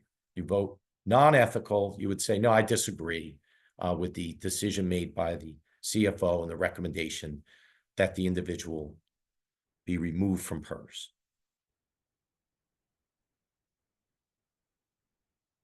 It's a recent decision, by the way, right, Jeff? I think it was it 2024 on this? And some people may be familiar with it, but I think it's quite interesting. All right, good. I'm glad it's close. Ethical or non-ethical? Yeah, ethical means it was right to remove the prosecutor, in this case, from PERS. And that would be the right decision. Yes, this was 2024, Fred. This is just issued. And it's interesting because the whole argument by the individual who was the prosecutor was based on the fact that I didn't have an agreement. And the court was like, look, they went out in this case for proposals. The award was under the a professional service award was the actual resolution. So whether you have an agreement or not, you are not under the control of the municipality. You're a professional service and you're coming out of, you don't qualify for PERS. And that was the decision of, in this case, the Office of Administrative Law. And did this go up to the appellate division, Jeff? I can't remember if it was just in the Office of Administrative Law or not, but it's 2024 opinion, and we have it. If anybody wants a copy of any of these decisions, you certainly can ask us. We have all of them. So that was case 15. Yeah, that was an appellate division. Yeah, so Yes. they went all the way up to the, they went through the OAL, the Office of Administrative Law, and then went up to the appellate division. And number 16, an individual held the CFO, assistant sewer collector, and deputy tax collector positions, appealed the decision of PERS calculating their pension based on just one of her jobs instead of all of the positions. And I believe these positions all were appointed after 2010. I think that would have some relevance to this. So, and this is another recent case as well. So the question would be, why don't we just say it this way? It's ethical if all the positions are included, and we're going to be against if only one of the positions was included. So if you believe the individual was correct that all the positions should be in fact counted towards their PERS calculation, that would be ethical in this case for all the positions.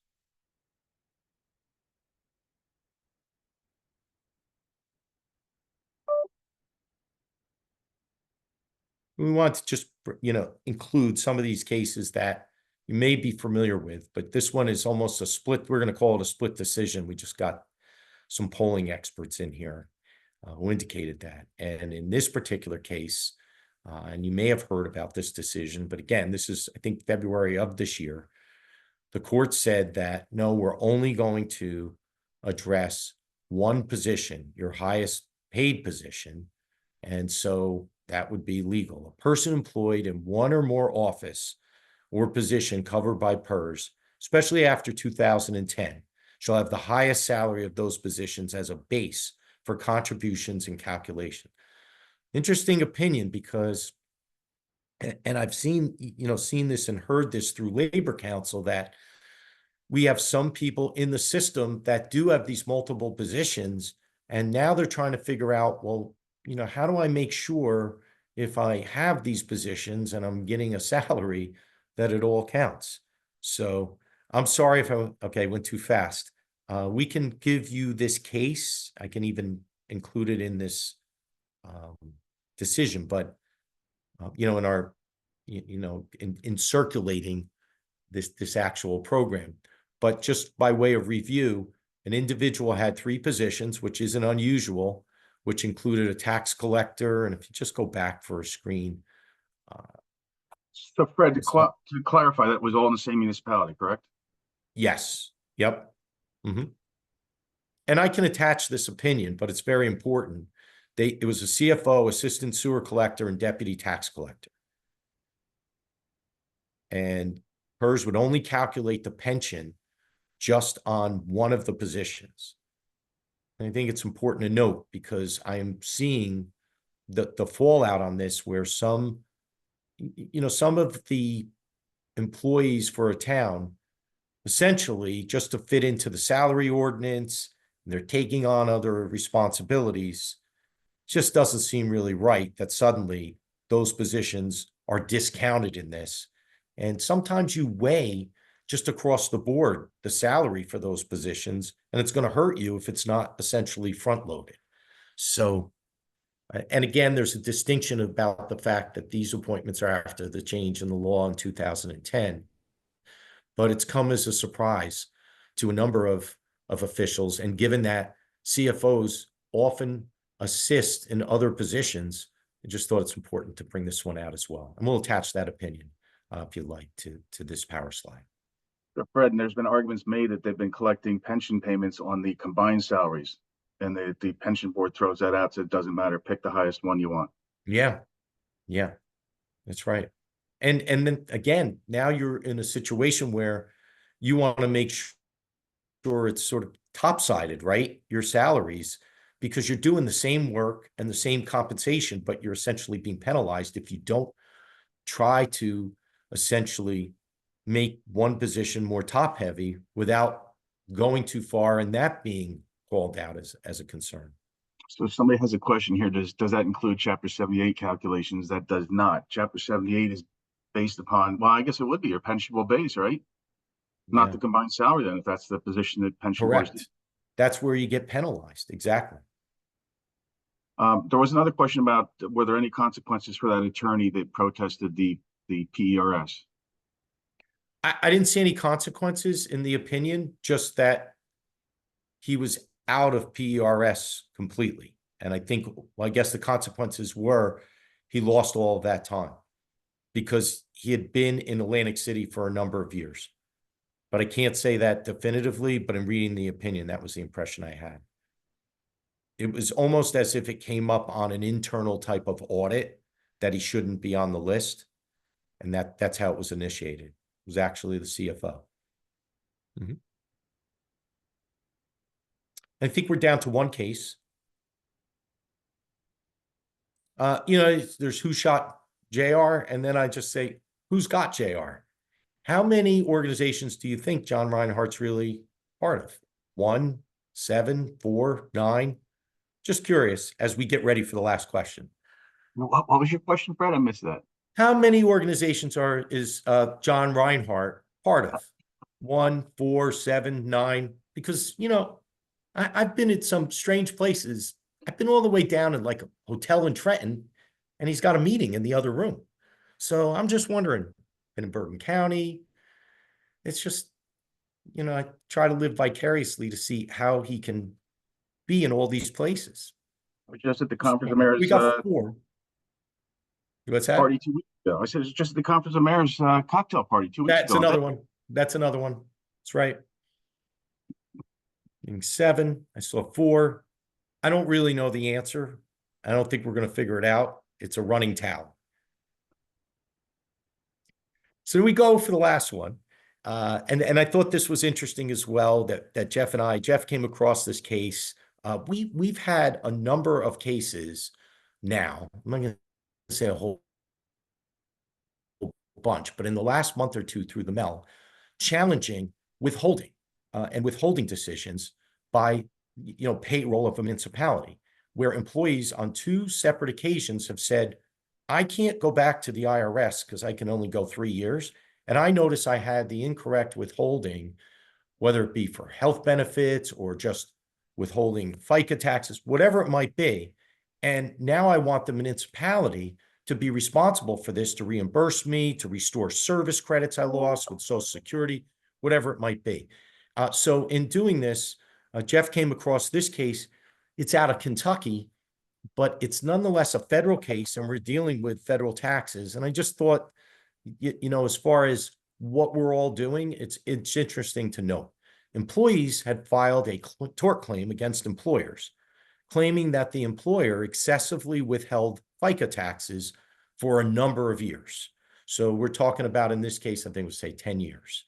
So the question becomes, is the employer responsible or not responsible for the excessive or incorrect withholding of FICA taxes? So if you say, in this case, ethical means the employer is responsible, and not ethical is the employer is not responsible. So be yes, responsible, or no. No is the non-ethical vote here.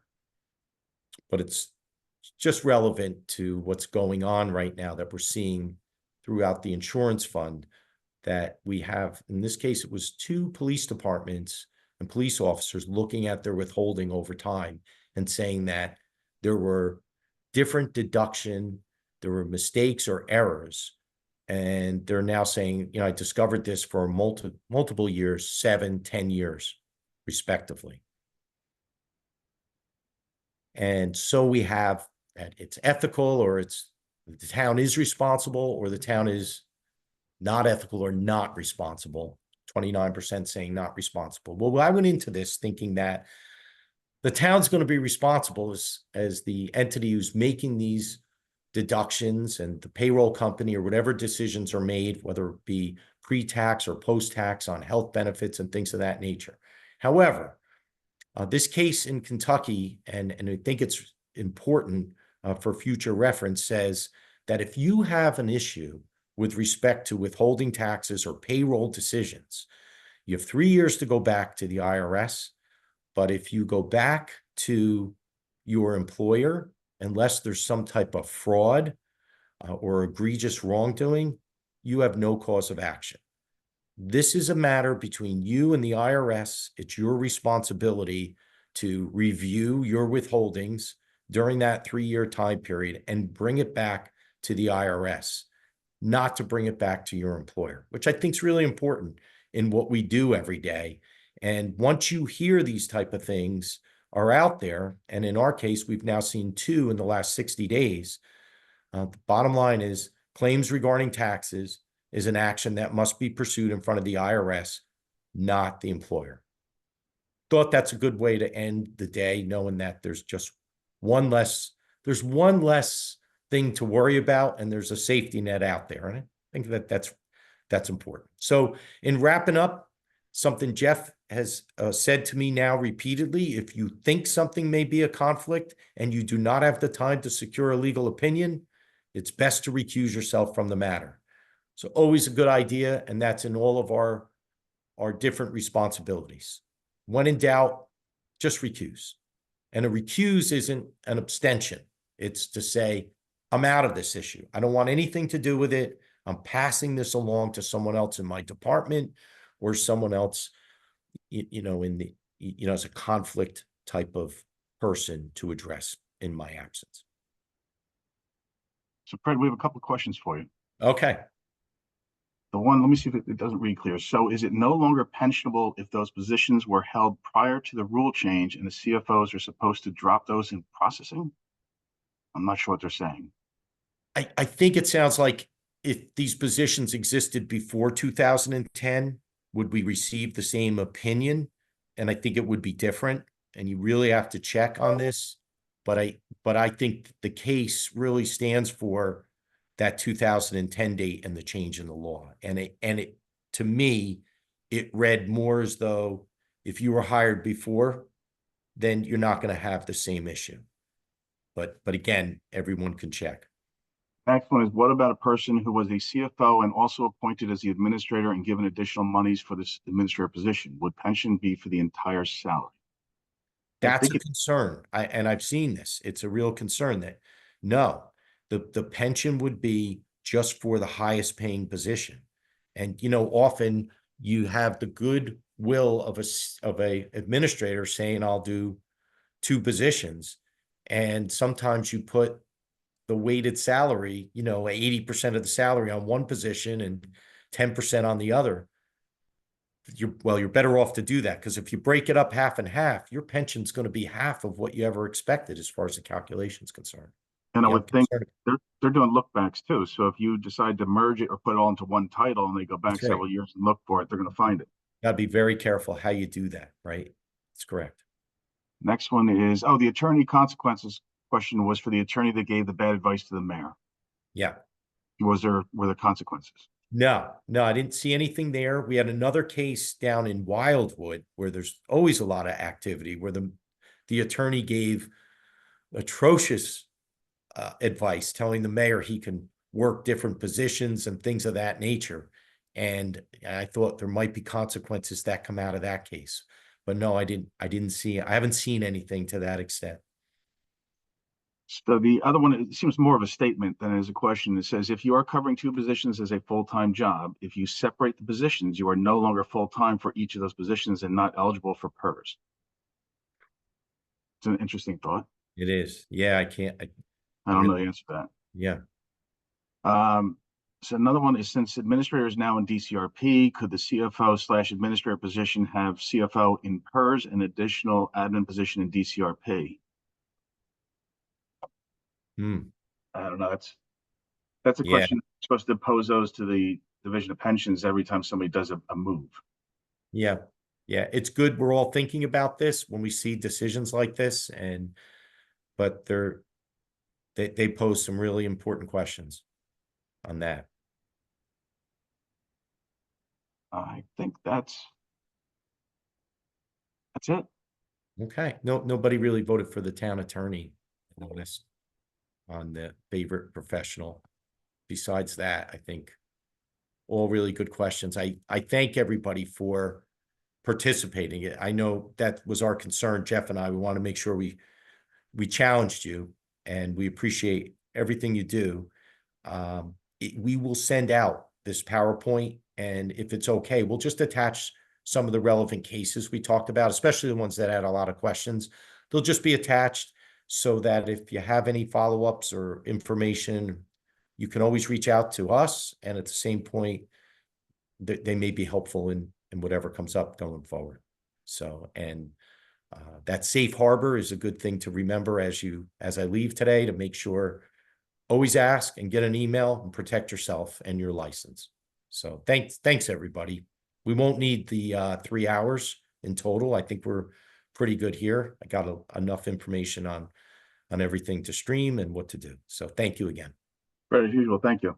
Thanks, And Fred. Jeff, Thanks, Jeff.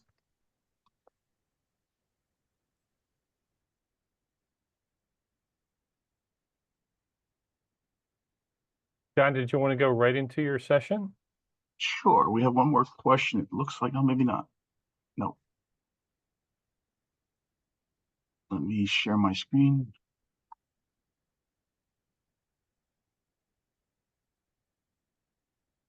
So John, we agree. Gabby's running this one? Yes. Yes. Everyone's tired of hearing from me. It's your turn now. I like the one answer. I don't know who said it, but someone said that you work in 563 municipalities. So John I thought Antonic. that was interesting. Noted. It is more than 9. So someone was asking for a break. Oh, you want to just do a 5-minute break? I'm good with that. How about a break? They're anonymous, so they don't get to have one. Up to you guys. Yeah. Yeah, want to just give a 5-minute break? We'll all come back? Sounds good. All right.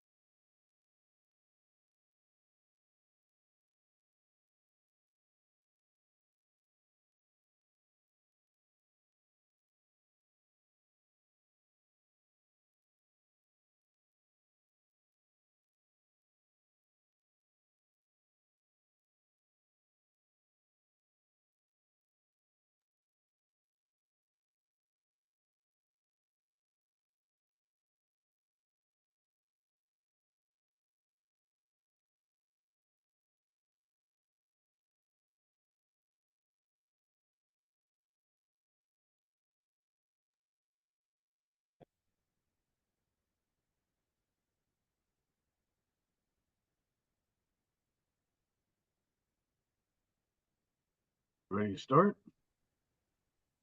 I think so.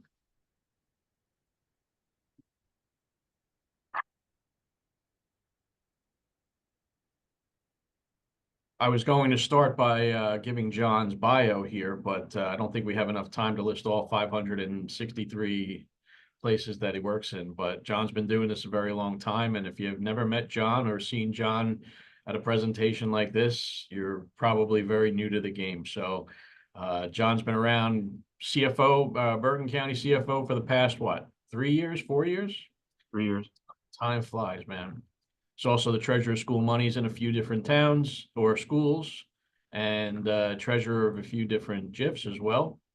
So it comes, but he did get his start at a very good accounting firm, and we credit his success to his initial tutelage under the Dave Evans / Budge Jones management style. So with that, kick it off. Glad you didn't mention Schroeder, because that would have dragged me down.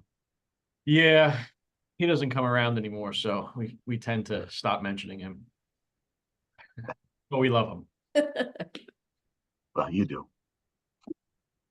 All right, we'll get started. So we once a year we try to do the local finance notice updates, or twice a year, and we picked all the local finance notices since July. So the first one we're talking about is from July 10th. It's local finance notice 2020-409. It is the general ledger and encumbrance accounting systems. It's a local finance board regulatory update.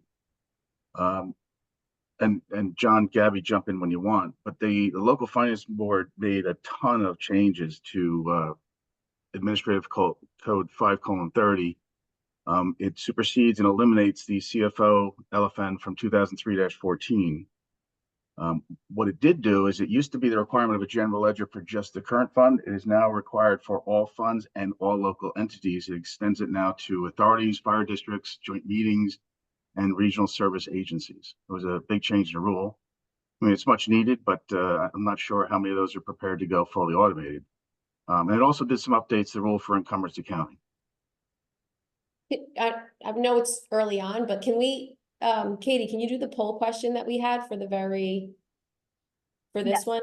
Yep, I can.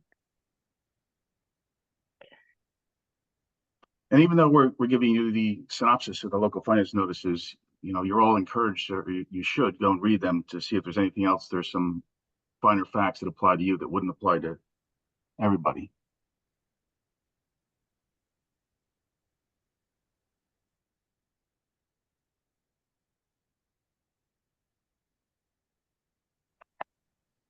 Now, obviously, I won't name names or anything like that, but I do know of a few of my clients who have to get up to speed on this one for all of their funds. So I'm curious to see what the answer is here. You know, I felt like when I read this one that they were holding my hand through descriptions, explanations, and it was slightly offensive. I mean, I get that they have to do it for everybody, but going through some of the basics just seemed to be funny. So we only have 3% or no. It's great. John, I noticed that it did not include libraries under the requirements. It did say all, to all local units, including, it didn't say limited to.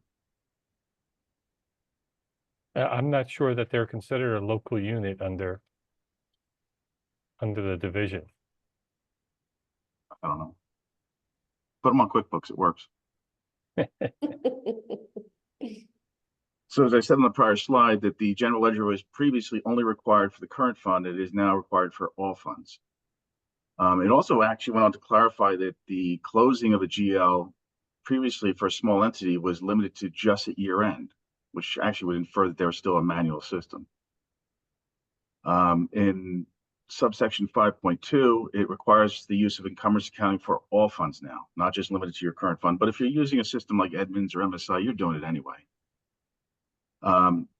Also found it interesting that they specified that the POs had to be electronically numbered in sequential order, and that the pre-printed forms are no longer accepted.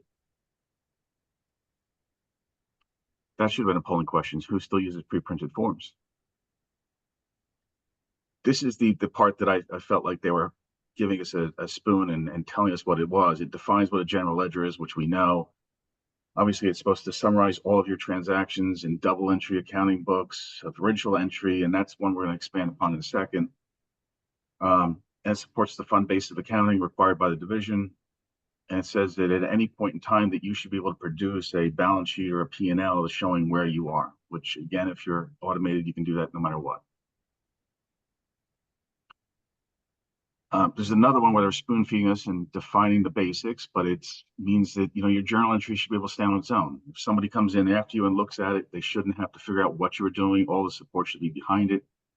I know in both Bergen County and some of the other organizations I'm involved with, we scan the support, the description behind the journal entry and attach it to it so that when we get later on in the year and we're looking for it, we don't have to go searching for it. And actually in Bergen County, we are totally paper free. Everything is scanned, put in the system, and then the originals are destroyed. When we got permission from DARM to do that, which is great because we had a huge file room that is now empty and we turned into a training room. The second one is it has to be recorded in a book of original entry. We know from taking the classes before, and we'll talk about those in a second. And then posted from the book of original entry to the affected general ledgers, which to me it seems ridiculous that we're talking about this because if you're on an automated system, this is happening behind the scenes. It's just there, right? You just run your receipts journal for the month and there it is. But it's happening in detail behind the scenes. You can run a summary report.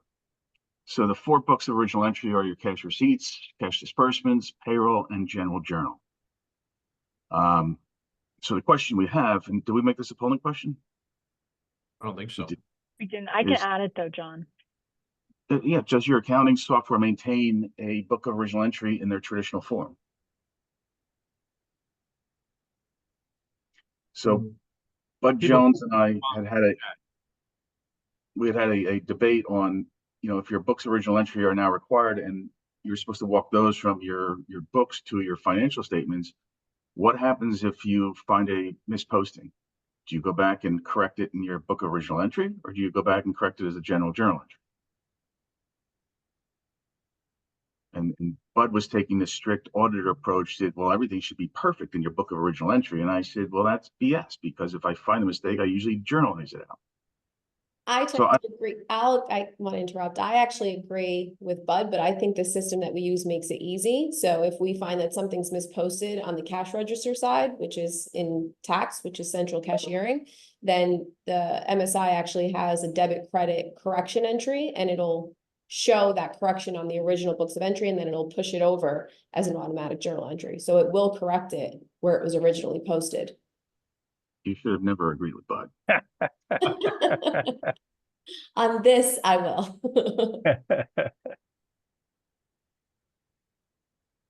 All right, so what's the results? Yes.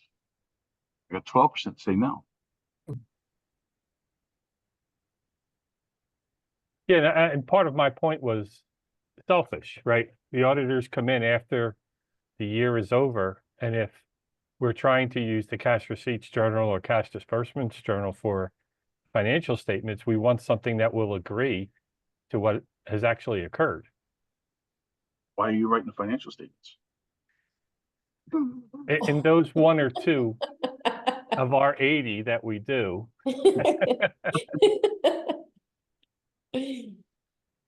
Fair enough. So the local finance notice goes into a lot more detail about what should be in your payroll journal. It talks about, you know, the pay period, employee's name, hours worked, rate of pay, which really it's coming from your payroll post, your payroll register, right? It's you don't have all this detail inside your general ledger. At least I wouldn't think you would. It does go on to say that in lieu of maintaining a separate journal for payroll, that a local unit may incorporate a payroll register into its cash disbursements journal with the above detail. So if you attach it behind the record and scan it, then or have it someplace in the file that supports it, that would suffice. So you only need. I'm sure you have it set up this way, but most payroll softwares, you can basically map your receipts or at least your disbursements already to the accounts that you have set up on your finance software. So it's just a matter of exporting it and uploading it, and you'll have all the detail there for each pay period. And then just do a cash receipt entry for what you're transferring over. And then you always have a real-time payroll agency analysis. Right. Absolutely. But anything else on the book's original entry before we move on? The only thing I found interesting was 5.7 required those books of original entry to be in electronic format. And I didn't see where it was requiring that of the general ledger. Did you actually go look at the administrative report, or are you using their synopsis? No, I'm in 5.7. No? Okay. I don't know. I was surprised to see that. Maybe they missed it. We'll have to call Jason. Could be intentional, Bill Homa-esque. So this talks about that obviously there's modern accounting software, and this all happens behind the scenes, and then you shouldn't have to worry about it. But as long as you're posting in a proper place, that's where it belongs. It did go on to qualify that said if your electronic format if your ledger was in a format such as Excel, then you had to then go back and verify that all of your formulas were working properly, which I thought was ridiculous, because wouldn't you do that anyway? It was just a little too basic. Talks about how your general ledger at the beginning of the year should agree your financials and your general ledger. And then at the end of the year, it should be reconciled by totaling all your transactions, which again, if you're automated, you shouldn't need to do this. It's there.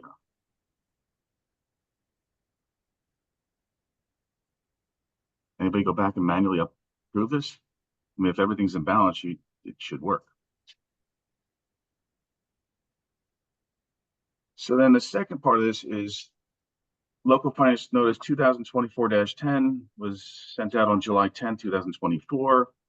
It is the Municipal, County, and Joint Meeting Audits, Local Finance Board Regulatory Update. It was really going through the minutia of just codifying things that have been in practice or just needed a little refreshing. And this is subchapter 6. It went back and validated or established a regulatory basis for what we do in our accounting, which is another comprehensive base of accounting. The audits, we all know, should be complete within 6 months, although there's been talk about extending it to 7 months so that people are compliant. That the audits, which we've known for the last couple of years, must be submitted through FAST. And it also gave the auditors and all of us a break on our notes of financial statements and giving some relief for the GASB 68 and 75 information covering pensions. Right, because I know that was holding up a lot of your authority audits, because that was authorities in schools, correct? And John, I think there's a proposed bill to extend the audit due date to, it might be through August. Wow. And I think the director talked positively about that. But I think it also increased the fines if you fail to file within that time frame too. Right, and I think it was moving back the other documents too, the financial statement, the budget, et cetera. Okay. Just a point of reference here, we had received an email earlier today. There was 130 municipal audits that are not filed by the RMA and FAST. And there's 123 that are filed by the RMA, but not yet certified by the CMFO throughout the state of New Jersey. And here we are in October. So wow, that 6 months is a little beyond at this point. Next one, synopsis of audit. This just went through and codified the content, publication requirements, the synopsis, which I don't think has changed. It just put it in print and said, make sure you do it this way, right? It's the comparative balance sheet, comparative statement of revenue and expenses and changes in fund balance, and then the summary of the comments and recommendations. And then you also now have to list the date that the corrective action plan is going to be on file with the clerk. And then all of these are now loaded into FAST. Not the synopsis, but the corrective action plan must be along with the date. Although I think that's coming up anyway. This has not changed either. The governing body must review the audit and at a minimum look at the findings, right? The audit comments and recommendations, as well as any of those for single audits, and that they must sign that group affidavit and pass a resolution acknowledging that they've done so. A lot of my towns ask about the timing. It's what, 45 days for the governing body in a town? For the affidavit, yes. No later than 60 days from the date on which the auditor filed the audit with the local unit. But not later than 45 days after the governing body receives the annual audit. Scanning ahead quickly. Okay, I'll go with what you said, John. Yeah, it's on page 3. I just happened to get lucky and open up to it. That's good. Okay, and then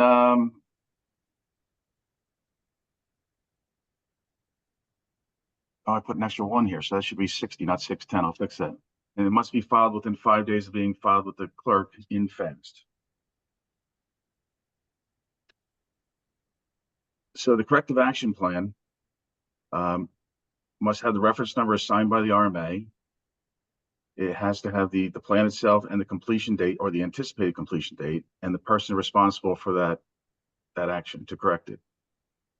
I also found it interesting that if the governing body does not agree with the audit findings or believes that the correction action plan is not required, that they can provide reasons why and submit that to the division. I've never seen that. Have you?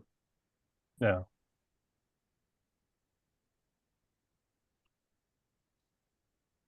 John, you want to talk about this one? Because I think you've seen a couple of these. Just a few, but before we get to that one, I know that there was something for single audits as well. If you haven't had a single audit in a while and you're coming up on one this year or maybe next year, when you have that a federal single audit specifically, the federal single audit clearinghouse has changed the way they've done things. So there's no more of just logging in like you normally did. Now it's like a 2-factor authentication. And unfortunately, they don't automatically generate the emails that you are ready as the auditee to sign off on things. So there is a lengthy process of getting, not lengthy, but it's more involved than it used to be, of getting a username and password so you can go in and certify. So keep that in mind. If you believe you're going to be having a federal single audit, you got to be on the lookout for that. Plus the end product. When you go on and take a look at the new SFSAC or data collection form, however you're used to hearing that, when you look at that, it's so fractioned now. It's like an Excel sheet with a handful of information on each page. It's no more that, that nice data collection form that you used to seeing that in. So just something to be aware of before we moved on to the next slide. There was also reference to prior findings. So if you have any prior findings that have all been corrected, you have to list that. Or if you have prior findings that have been partially corrected, you have to list the finding, the reference number from the original audit, and what you've done to either partially correct it, or if the correction that you had in the original corrective action plan is substantially different, you have to indicate why, or reasons why you no longer think that it needs to be corrected. It usually shows up in the best practices questionnaire, doesn't it? About resolving your prior year findings. Mm-hmm. All right, John, now it's you. All right. So as we look at fraud and illegal acts, yeah, this goes into a little bit of a discussion of how it's supposed to be reported.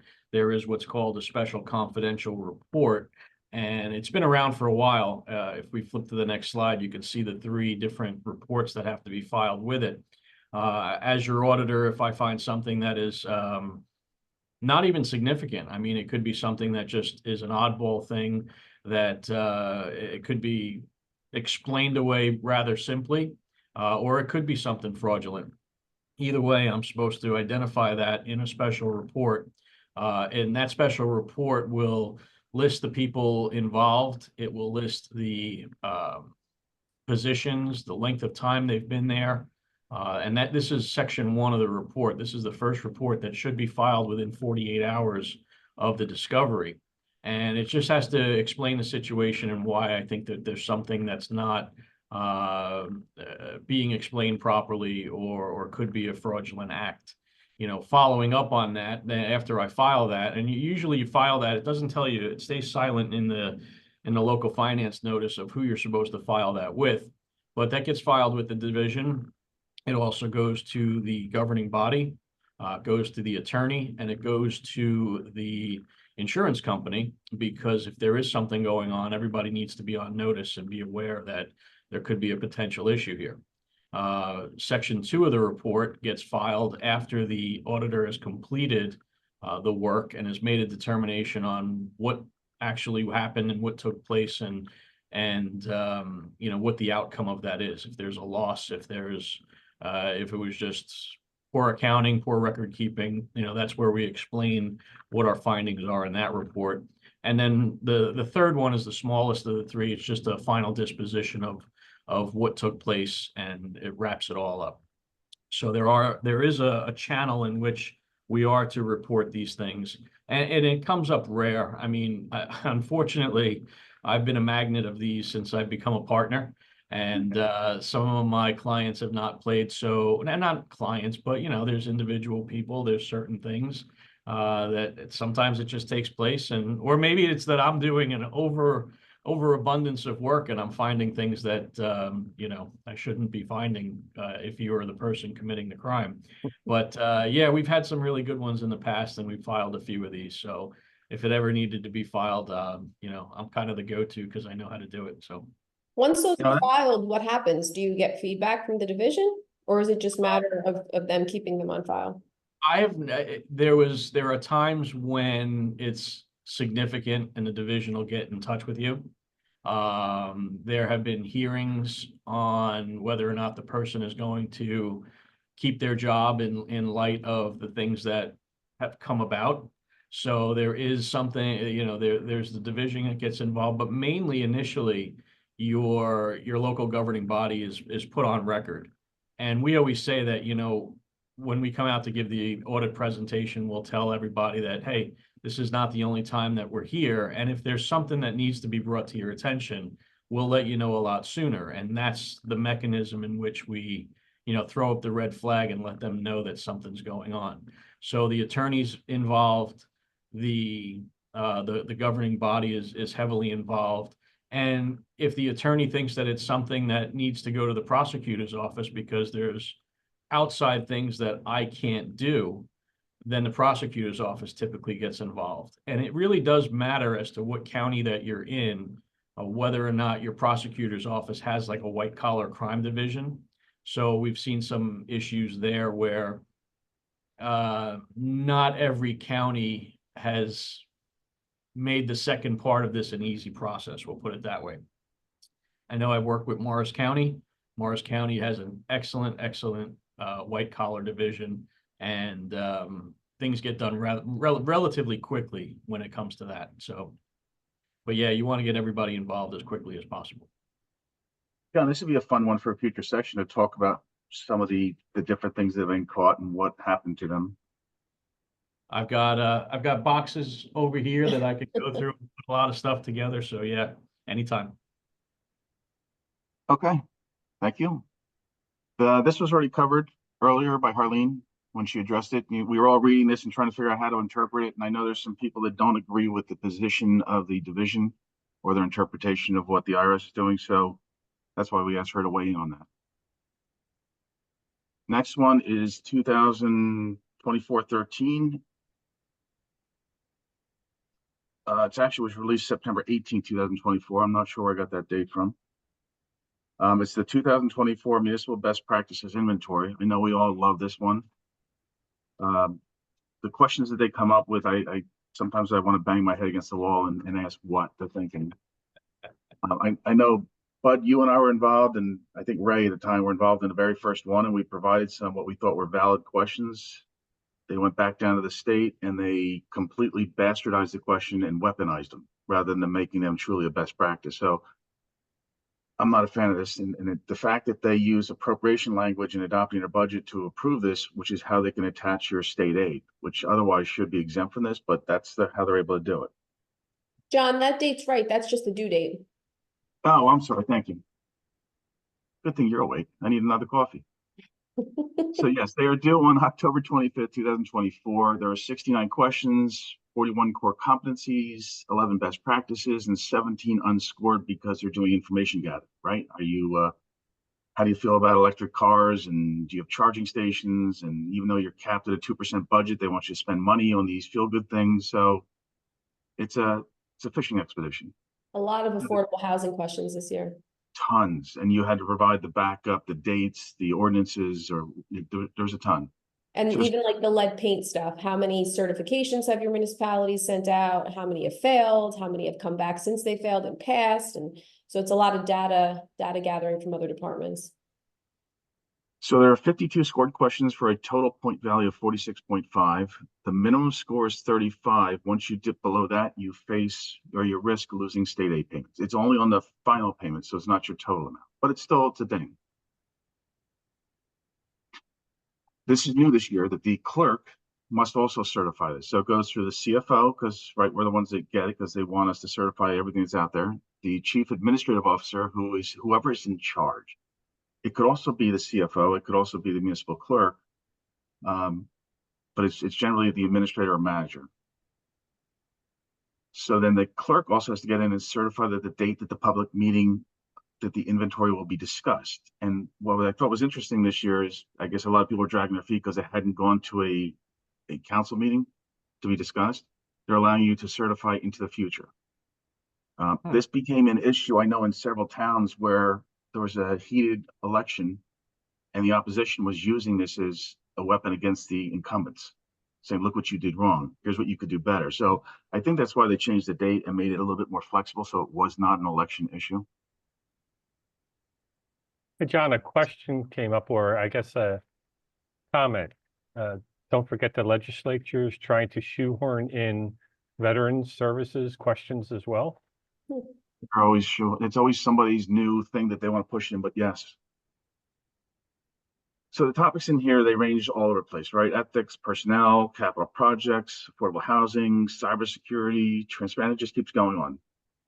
Remember, I think it was last year or the year before, they wanted to know who was going to implement the rain tax and do the stormwater utilities. That was their new big thing at the time. So it's whatever the flavor of the year is. So here's the impact. Right, if you're 35 or greater, you keep 100% of your final payment. Next stage, 31 to 34, you lose 25%. 27 to 30 is 50%, and 0 to 26, you lose 100%. I know in the past that the director has had her staff reach out to towns that are non-compliant to say, what can we do to get you compliant? They really don't want to take your money, but it is a hammer to get you to comply. And again, it's required to be submitted. So if you want to file an appeal too on your scoring, you have to do so by Friday, October 25th as well. It's the same due date. I think there's a poll question. Yes, there is one more poll I will launch.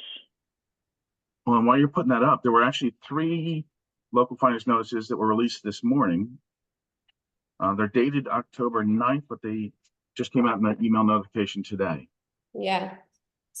Municipal and county budget cap, municipal budget appropriations for volunteer fire companies and districts, and 2025 fire district budget and election guidance. And basically the COLA adjustment's 2.5% this year.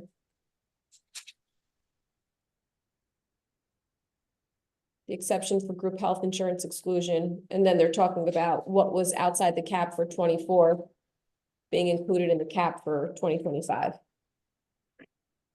John, in your travels, have you seen any municipalities lose state aid because they were under the score? No, when I tell you the director goes out of her way to try to not have that happen, Okay. She really does. She works with them to say, well, can we make it prospective? Can we do something to get you just over that hump so you don't lose anything? And just out of curiosity, if a town's receiving, the only state aid a town receives is like an energy receipt tax, aren't they entitled to that money regardless? I mean, So that was Carter versus Kane back in the 80s, where they determined that no prior legislative body could have reasonably predicted current economic conditions, and that through simple appropriation language, you can overrule prior statute. New Jersey Supreme Court decision. nice. That's why I asked you. So again, I'm going to go a little bit further. So the first one, local finance notice 2024-14, said the COLA was 2.5% on what you can go give to the volunteer fire companies, which is now increased from $150,000 to $165,564. But it also went on to say that the volunteer fire company must use at least 50% of the annual appropriation for the purchase of fire equipment, materials, and supplies. It also says that they should provide an annual accounting of how they use the money.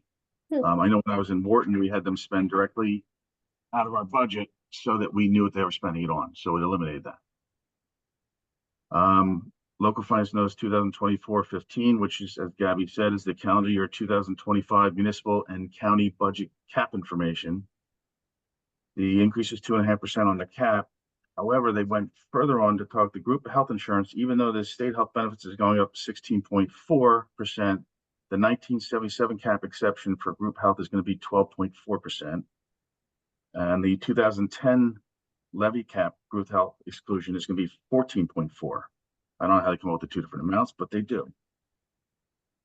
But that is available online now. And then the last one, the 2025 fire district budget and election guidance. So if you have one of those, you might want to read this because it's a fairly long one, 7 pages. But those that just came out this morning. I think that's all we have, Bud. Okay. Any more questions? I don't see any questions or comments.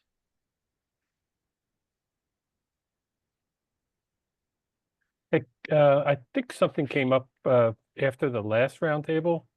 Katie, I don't know if you have it in your survey questions, but there was a question whether people wanted us to go back to in-person versus completely online for this roundtable.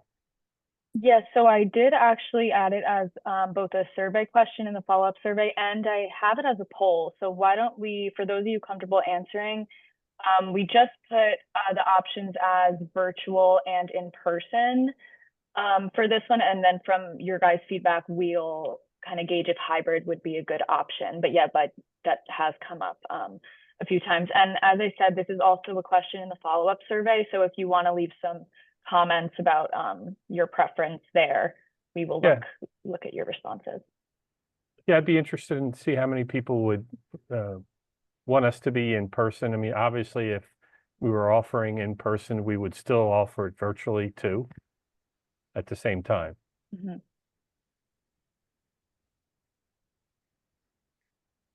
Great, thank you everyone for your feedback. But I'll share these responses with you, John and John. We did get some in person. Yeah, I was one of them.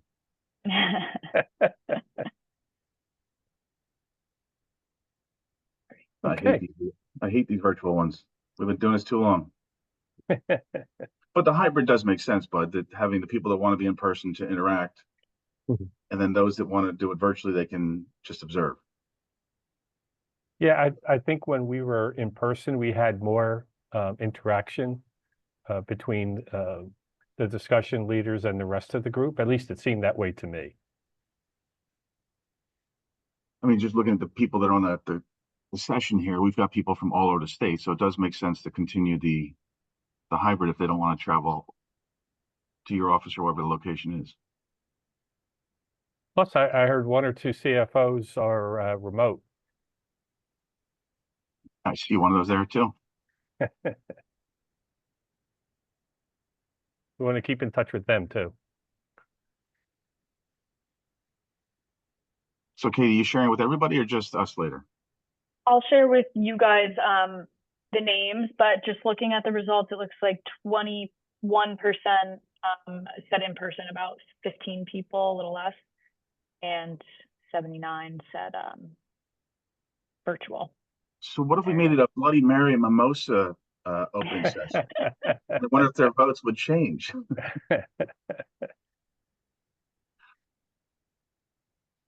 Hey, John, you and I spoke a while ago for a future roundtable, potentially having either Fred Semrau or some other attorney speak about insurance fund stories.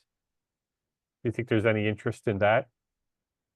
Maybe that's a good one. I mean, we can do another ethics session on that. I like the idea of maybe John taking the names out of some of what you've got on your box and your floor and talking about scenarios.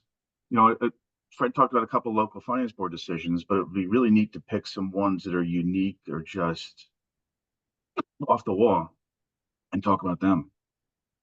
Yeah, some of the things they've had to cover and some of the, I guess, mistakes maybe potentially by people that led to claims would be interesting to go through. Right, and some of those are crazy, that you've got a mayor that wants to promote something that's good for the town, and just because they do it from their official position, I mean, they're still trying to influence a vote, so I can understand why it's wrong. But you can't blame them in some instances by trying to fix something that's wrong. Mhm.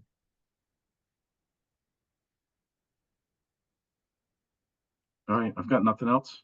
Okay. I want to thank everybody for your participating, both our panelists, Gabby, Mr. Reinhardt, Mr. Mooney, Brian Gibbons, Fred Semrau, and Harlene and Jeff, and all of the people that are just viewing. Thank you all, and the questions posed. Yeah. Thank you, you, everyone. everyone. Have a good rest of your day. Take care.